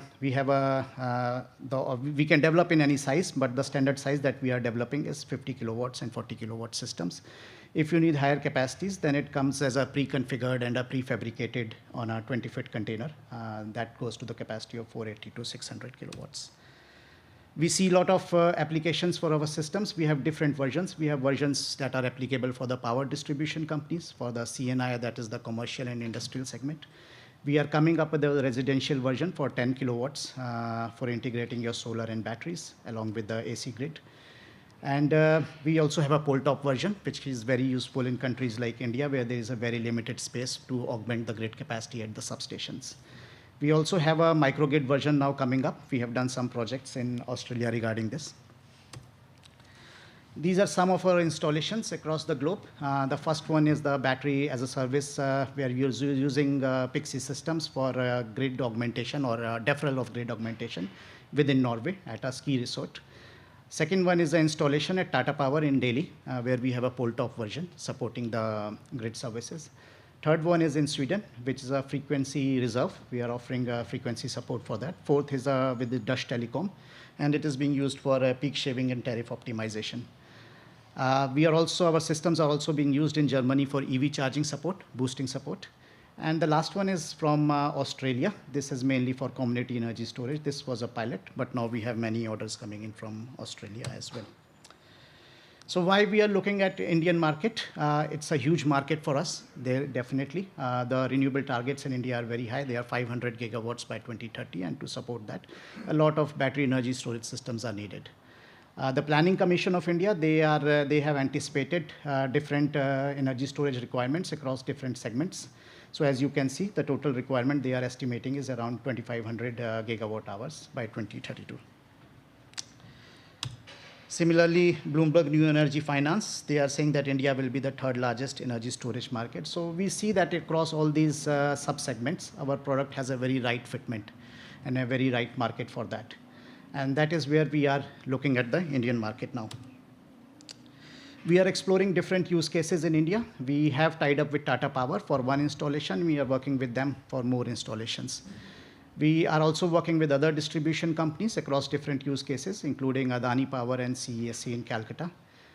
We are also working with the different CNI customers, different corporates who have a net zero target towards them. So across different applications, it could be time of day arbitrage, taking power from the exchange, or using solar and diesel replacement and so on. We are entering into a collaboration with Tata Group. We already have one, and we are enhancing it to other states as well. Our solutions are very well acknowledged in the Indian electric mobility sector. We are working with one of the major EV infrastructure providers for a home charging solution, where you can order home charging through in the same way you order a pizza. So the car will come loaded with EV charging and battery energy storage, and it can charge your house at your premises in 30 minutes. And that's where our systems are very, very flexible and useful. We are also working on various off-grid applications and telecom sector for the primary backup power. We are also working with the government on agricultural feeders. The government intends to solarize all the agricultural feeders there. So we are working with the government of Tamil Nadu down south for solarization of those feeders and also adding battery storage to that. So that was in short. We see the Indian market very, very useful and very, very in sync with our line with our applications and solutions. So we are looking to enter the Indian market in a big way. Yeah. One question for you also. Yes. Pixie, what does the name mean? Pixie, the name is actually named after one of the scientists who was involved in the power conversion system. So that's how this name was kind of kept. But eventually it's a part of LTEC Holding. Yeah. But the founders, were there any Indians among them or only Norwegians? There is, in the board, there is one Indian, but I don't think he's the founder. It's mainly Norwegians. But it's a global company. It's a global but local company. No, I'm coming back to actually Sujata's excellent introduction. She said, Norway has technology, India has scale. It's really important, actually, how can we match? How can we match? And this is a brilliant example of how Norwegian technology now is moving into India. And battery is really a game changer in the field of energy transition. I mean, that's what we need. And battery industry now is growing everywhere. Also in China, as you know, and we have to compete with them, you know. So thank you, Avanish. Wonderful. Another game changer is solar. So that brings me over to the next speaker, Kate Bragg from Scatec. Just tell a little bit about your background and then your presentation. So please, the floor is yours. Super. Am I going through someone else's slides? No, no, it's someone else. All the way to the beginning. Can I? Do you want to? So we don't go through everyone's slides again. Excellent. Thanks. Cool. Okay, so I'm Kate Bragg. I head up a number of different functions in Scatec, not least corporate development, which includes our strategy and our M&A function. So I'm here today a little bit to talk about what we're doing in India, and I kind of respond to the point around what lessons have we learnt and what are we implementing now as we go forward.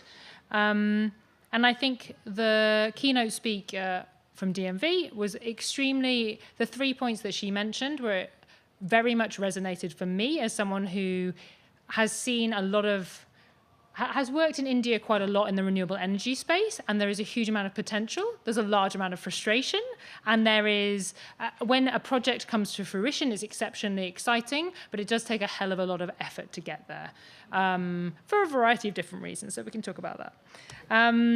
I mean, in general, and I don't need to beat on the drum again, there's huge growth in India across all, especially in demand. And I think it's worth us remembering, again, from the DNV speech, that this isn't just demand for green energy, it's also demand for energy full stop. And that is very much a factor in a lot of the markets that Scatec operate in. So there we're actually bringing energy. It happens to be green. It's usually because it's the cheapest form, but the sole need is energy full stop.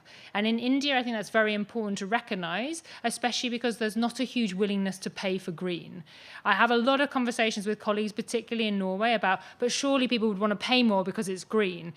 In reality, and I think it was mentioned before, there's very much a thrifty nature. There's a kind of where's the cheapest deal, etc. So if you can deliver green energy at the cheapest price, you will be fine. And if you can't, then you need to find a different way of doing it. And I think that's worth us keeping in mind. There is not, when we explore, a particularly high premium for green energy. There's just a demand for energy, full stop. Nevertheless, there is a huge amount of growth. I mean, we're talking 500 gigawatts by 2030 on the targets. We've seen 3,000 by 2050, hopefully. So growth is huge as a potential if you can capture a portion. And it also means you don't necessarily have to be large to have a huge presence in terms of other markets. But that scale really matters in this market because of the cost base.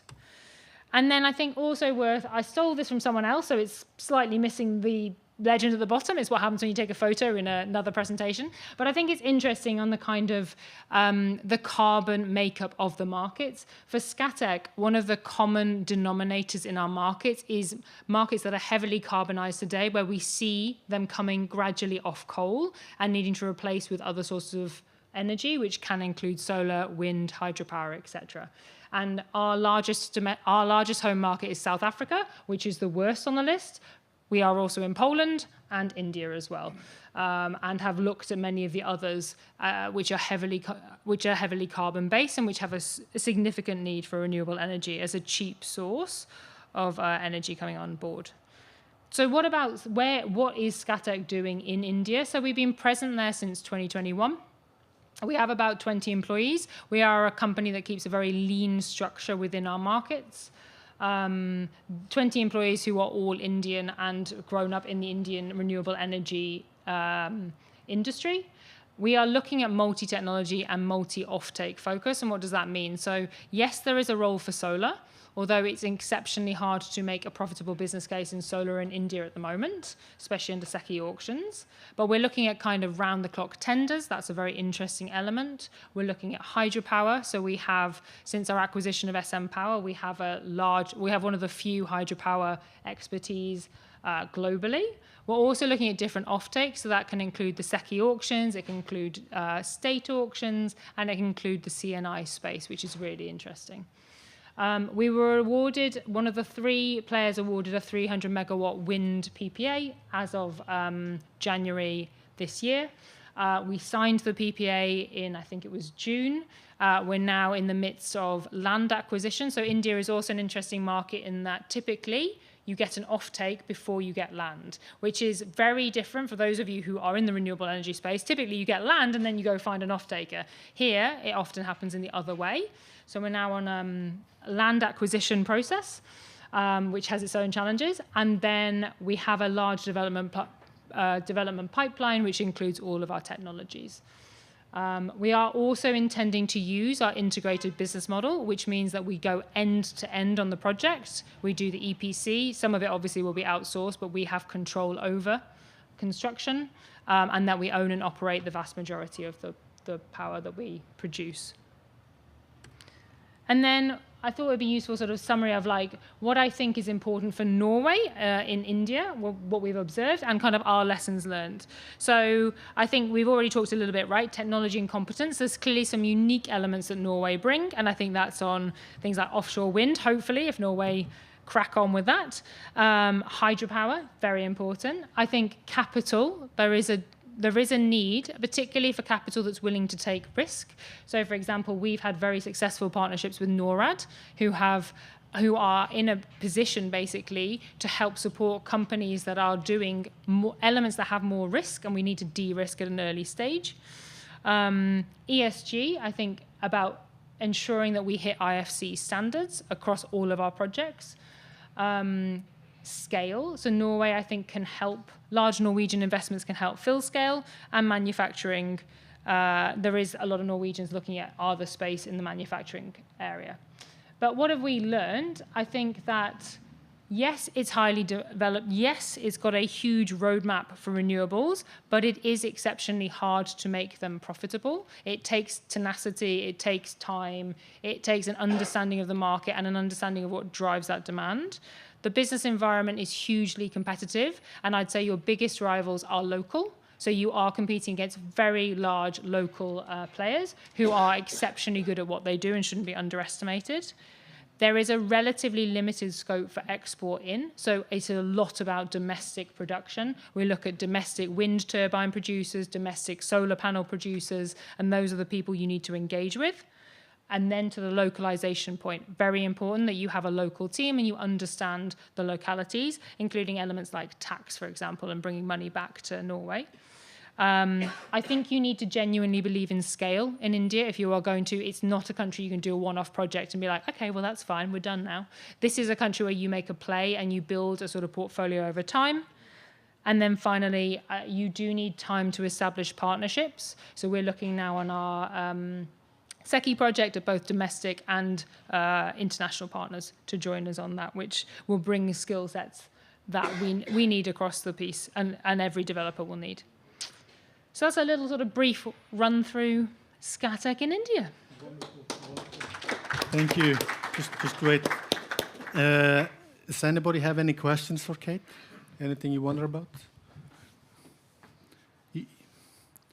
You went into Crystal clear. Yes, it was okay. You went into India in 2021. Oh. Okay, please. I have one question about capital. You say we go for Norwegian capital to be invested in India. Do you have experience with that? When I say Norwegian capital, I mean at a specific point of time. So, for example, de-risking at the front end of a project, so especially when you're doing greenfield development, Norwegian capital can be very helpful. I would say when it comes to bulk funding of a project, then domestic capital. I mean, it's difficult to get Norwegian that would be of an equivalent competitiveness. So it's the time in the value chain, I think, is where it plays a role. Helge?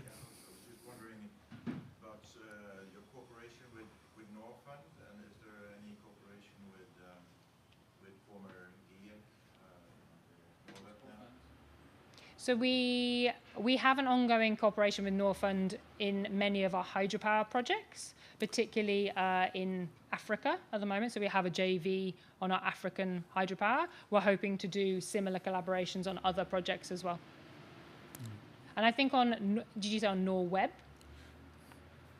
Yeah, I think we're currently participating in an R&D project through NorwayThe at the moment. I can find the details, but I think we have got ongoing collaboration in that front, but more on a small scale, not on larger projects. Just one question. When you are doing this PPAs with SECI, I just wanted to understand how does this work? Are you exposed to the derivatives from the distribution companies?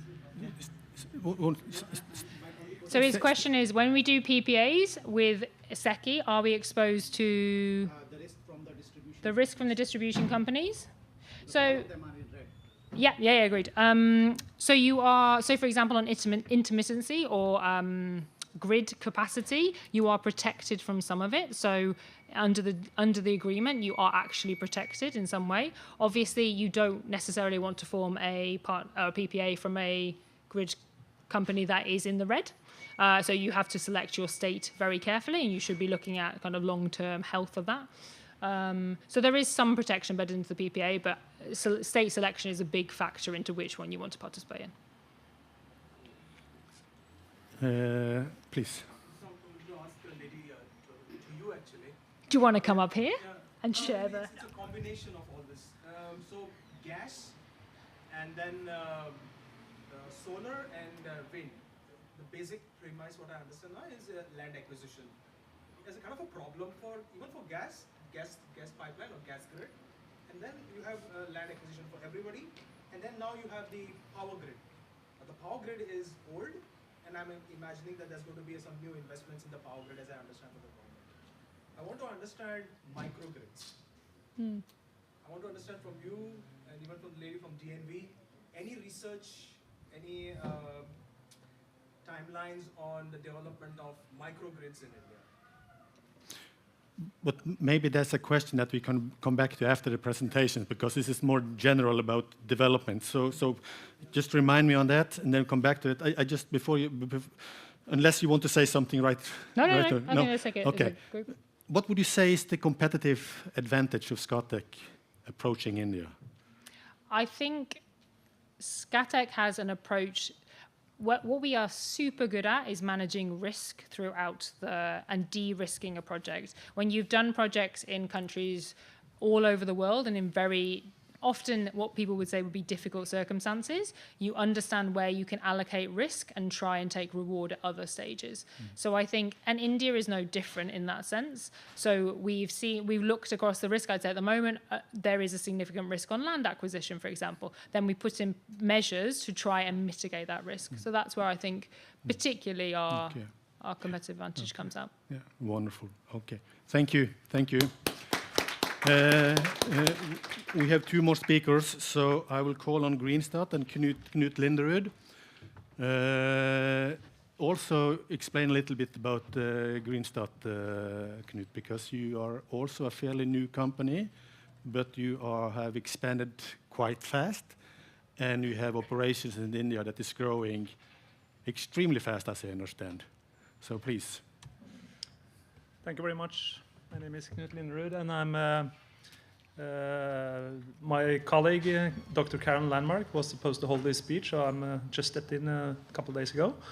And she's a lot more pretty than I am and more knowledgeable, so I'm sorry about that. Greenstat was founded in 2017, and similarly to Scatec, we got into the Indian market in 2021. And our group company, Greenstat, is having a main focus on build, own, and operate. And we have done a lot of funding over the years to be able to grow up to this stage. And we have a lot more funding to deal with in the coming years because we have a lot of exciting projects that have started up, but it needs even more funding. So with crowdfunding, I think we can deal with that over the years to come. We have a portfolio of 500 megawatts, so it's quite big. We're working with hydrogen production and wind and solar for renewable energy production.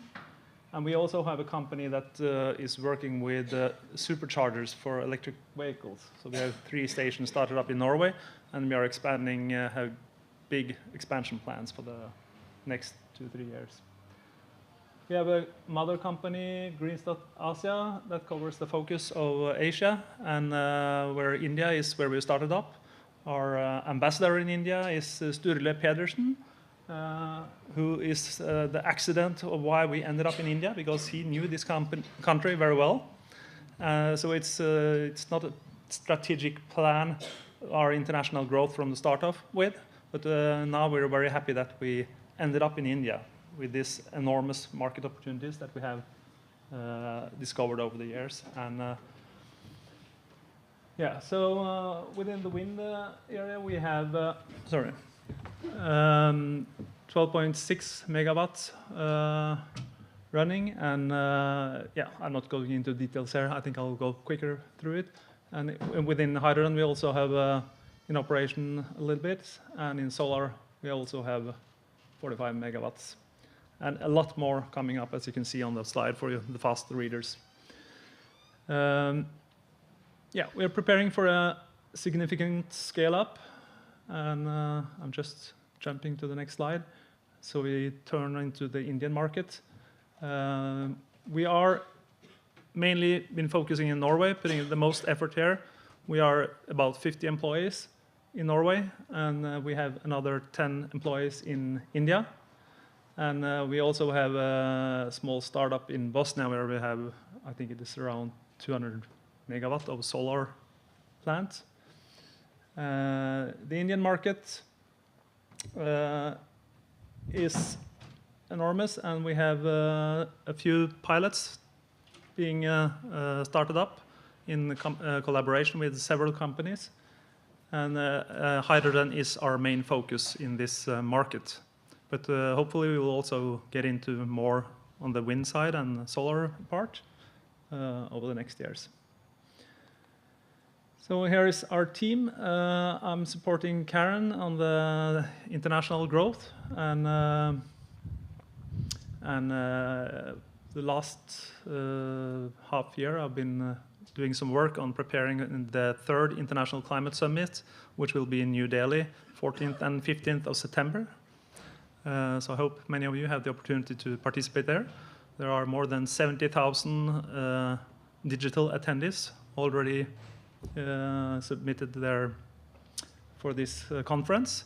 And we have in-person 1,200 people who will participate as well. So that is an Indo-Nordic collaboration, or it has been Indo-Norwegian collaboration. Started up first time 2021, and the second year we had it in Bergen last year with a delegation of 50 people coming to Norway, taking part in it.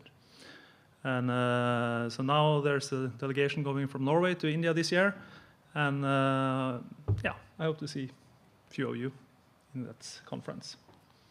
So that was it. Thank you very much. Actually, you said that you started up in India by accident. It's a kind of the Statkraft story. Yeah. It is about relations, right? And you see also on the chart there are many Indians actually working for Green Start.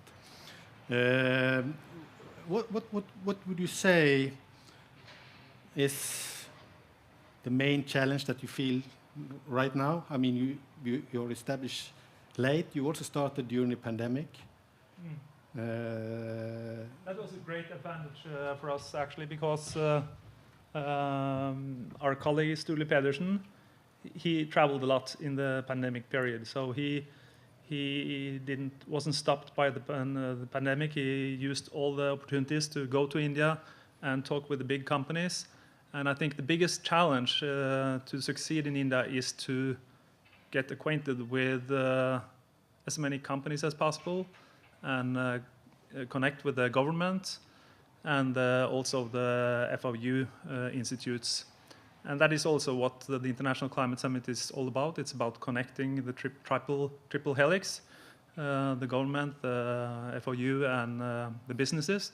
So I think the biggest challenge is to get to know as many as possible, talk about opportunities, because the energy transition, and in particular hydrogen production, is very challenging. We have to think about and understand the full value chain to succeed, and you also need to have partners across the whole value chain. Okay. Because of limited time, we just have to go on. If I may, I also would like to add that building relations also has to be trust. It's extremely important in order to close deals, and trust is not something that you can switch on. It takes some time just to make sure that it works. So can you thank you so much. Thank you. And then we'll walk on to the last speaker, Felipe Mota da Silva. I'm reading from your LinkedIn page. You know this. I help purpose-driven companies grow and transform through the power of technology and inclusion. Okay. Yeah. Wonderful. What is yours? And you might wonder, you know, what is a Portuguese person leading, you know, TCS consulting energy and resources business in the Norwegian or the Norway and India day sitting here. So I do feel a little bit as Vasco da Gama, who charting new routes, and I will promise I will be, you know, probably faster than him on navigating the energy transition and hopefully finding, you know, better solutions for our clients as well as for TCS in this space. So yeah, as I mentioned, I lead our consulting business for Tata Consulting Services. So you heard for one of my colleagues before, we are quite a large organization. We have 620,000 employees across the world. We are based in more than 50 companies, more than 50 countries, but we serve actually around 120 countries across the globe. As a company in itself, you know, we provide three main lines of business. One is the IT services. The second one is around consulting, where I sit, and the third piece is really around business processes and helping clients on, you know, having a leg extension of their resources in other particular areas. So, you know, I think in terms of where, you know, our organization, you know, kind of sits, if you go to India, you probably, most of you have saw, you know, the breadth of different Tata brands. Tata Consulting is one of the largest organizations within the conglomerate of Tata Group of companies. We are 90 companies, and TCS is just one of them. We, you know, in terms of the services that Tata Group of companies serves, is, you know, goes from, you know, coffee and salt to actually power and chemicals. the TCS brand and our business really serves majority of these clients. So we are clearly in a unique perspective because we understand really well, what's happening across a myriad of industries, and we learn not only, what some of these businesses face, but we actually are on their backbone of their digital as well as data flows. In terms of, what we're doing in the energy transition, I would say like we are pretty much focused, within TCS in 3 major areas. One is really the work we do in India and in the Indian landscape. And a lot of it is to learn from, the lessons that we are also doing here in Europe. And one of the interesting projects that we are working currently is around, India has an ambition of becoming, 15% of EVs in 2 years' time. There is a big mission from, their ministry to really kind of implement the EVs across a number of regions. And Tata Power actually has a mission, one of our companies of the group, of deploying more than 100,000 charging points in India. And TCS, through our hubs platform, which is nothing more than one of our software platforms, we are pretty much on the backbone from a digital software perspective to create a solution that looks at the product, the billing, as well as the software maintenance of that particular charging point. And that is really important, to mention here this particular partnership, because there is a lot of lessons from Norway that we can actually take to India, particularly because Norway has the larger, or one of the first adopters on EV. So there is a lot of lessons from an exchange of policies perspective, but also from a learning of implementation that could actually be leveraged. So this is, one of the areas that I would see, as an opportunity for the future. The second piece, when I talk about the work we do in India, and this is was just one example, there is a lot of work we do here in the European market. And this is really important because not only, helps, TCS to embed and bring, what we're doing in these markets to India, but also the other way around, bringing what we do the best in India through our scalability as well as our technology savviness, and bring that expertise to our clients in need. So there is a couple of examples that we are working on. One is with our partnership with the Norwegian University of Science and Technology on battery development and testing. So that's one, go-to-market initiative that we are doing from an alliances perspective to try to accelerate the deployment of new battery storage technologies. And the second one is really about the work we do, particularly in the consulting sector across all our clients in Europe. We are helping a large energy company today they want to become the #1 largest PPA in Europe, and we are helping them not only how they define the processes to acquire better, contracts and aggregated contracts from the microgrids we talked about, but also other single players that are out there, and how they can maintain, some of these contracts and then sell it largely to customers who need large renewable PPAs. There is other projects we do, particularly in the European market, that we are, pretty proud of. One is really about the settlement and we're currently working on the 30 minutes settlement in the UK. I know for you guys here, you're probably quite already advanced from a wholesale pricing perspective, because here is 15 minutes that you receive the signals from your electricity provider. And in UK, we are actually deploying and helping, a large energy firm to deploy smart meters and to get also, with the regulator to get a system and an approach for a 30-minute settlement.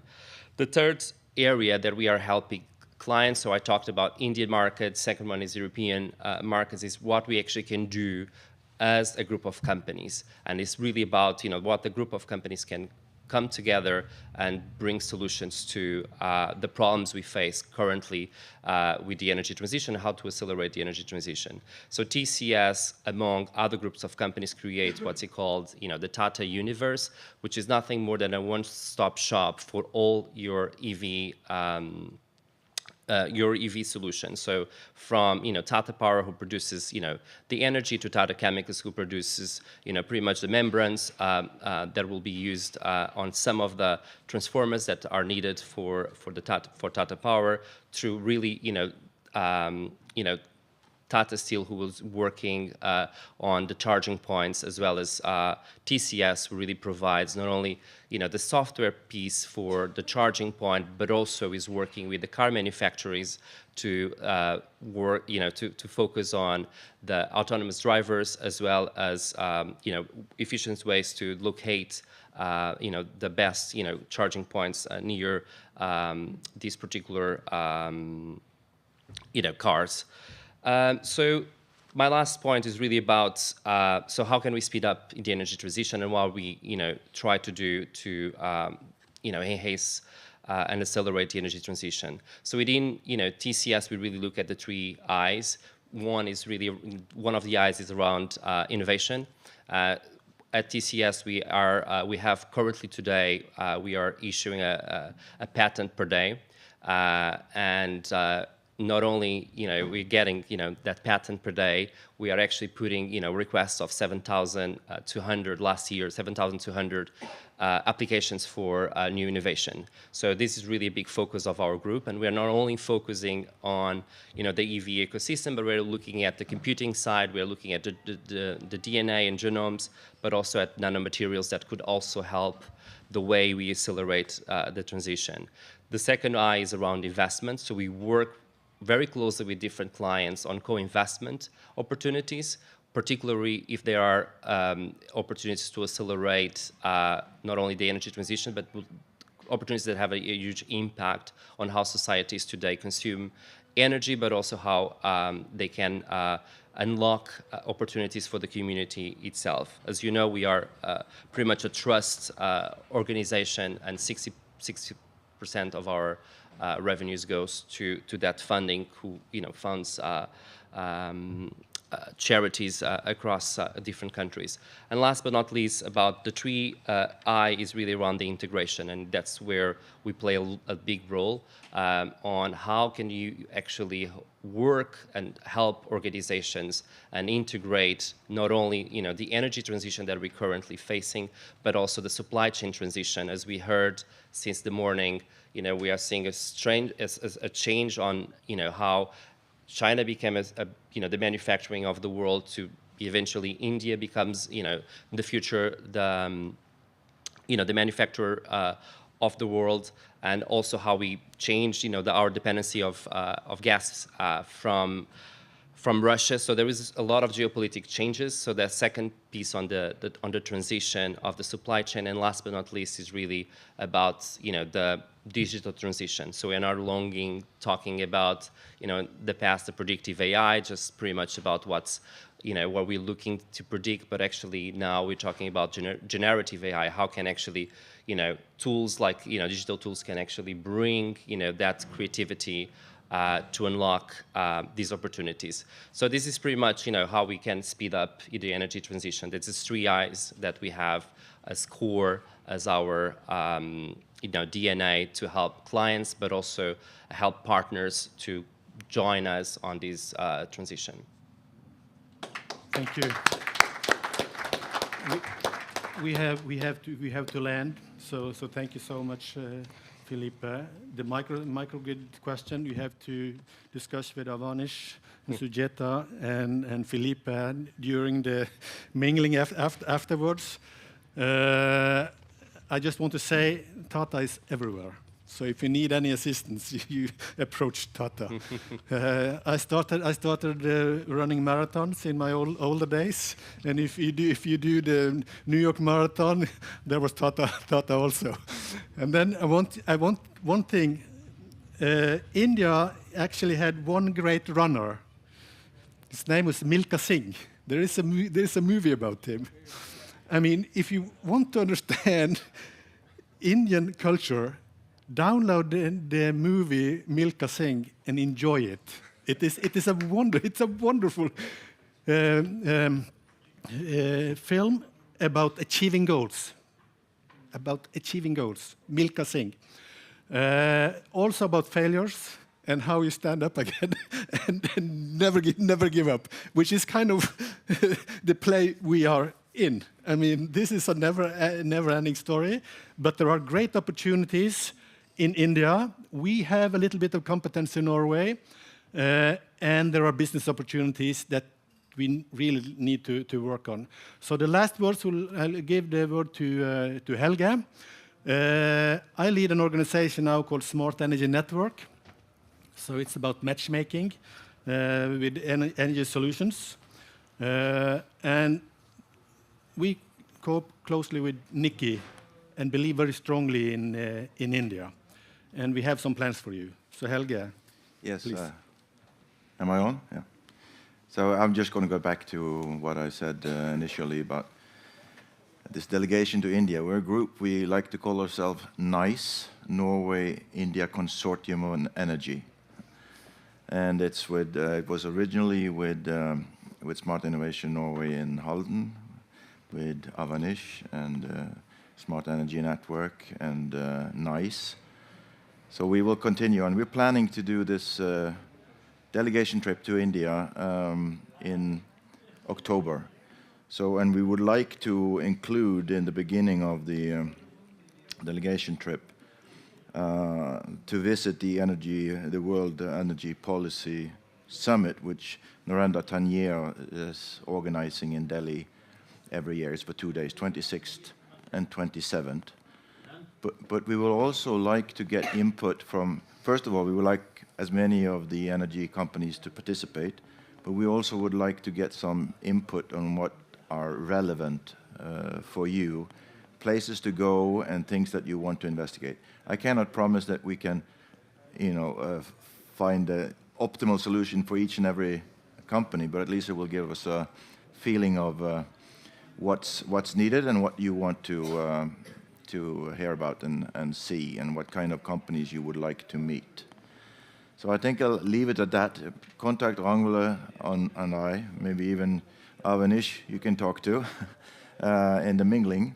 And then I suggest we move to the mingling. It's quite easy to find. You just go up Hegdøsveien, which is the road here with the tram tracks going towards Majorstua. And it's the first main road to the left, behind the kiosk and in that way. Oscarsgate 27. So we're there from 5, which is already passed, till 7. All right, thank you very much for showing up, and I hope to see as many as possible there. Thank you.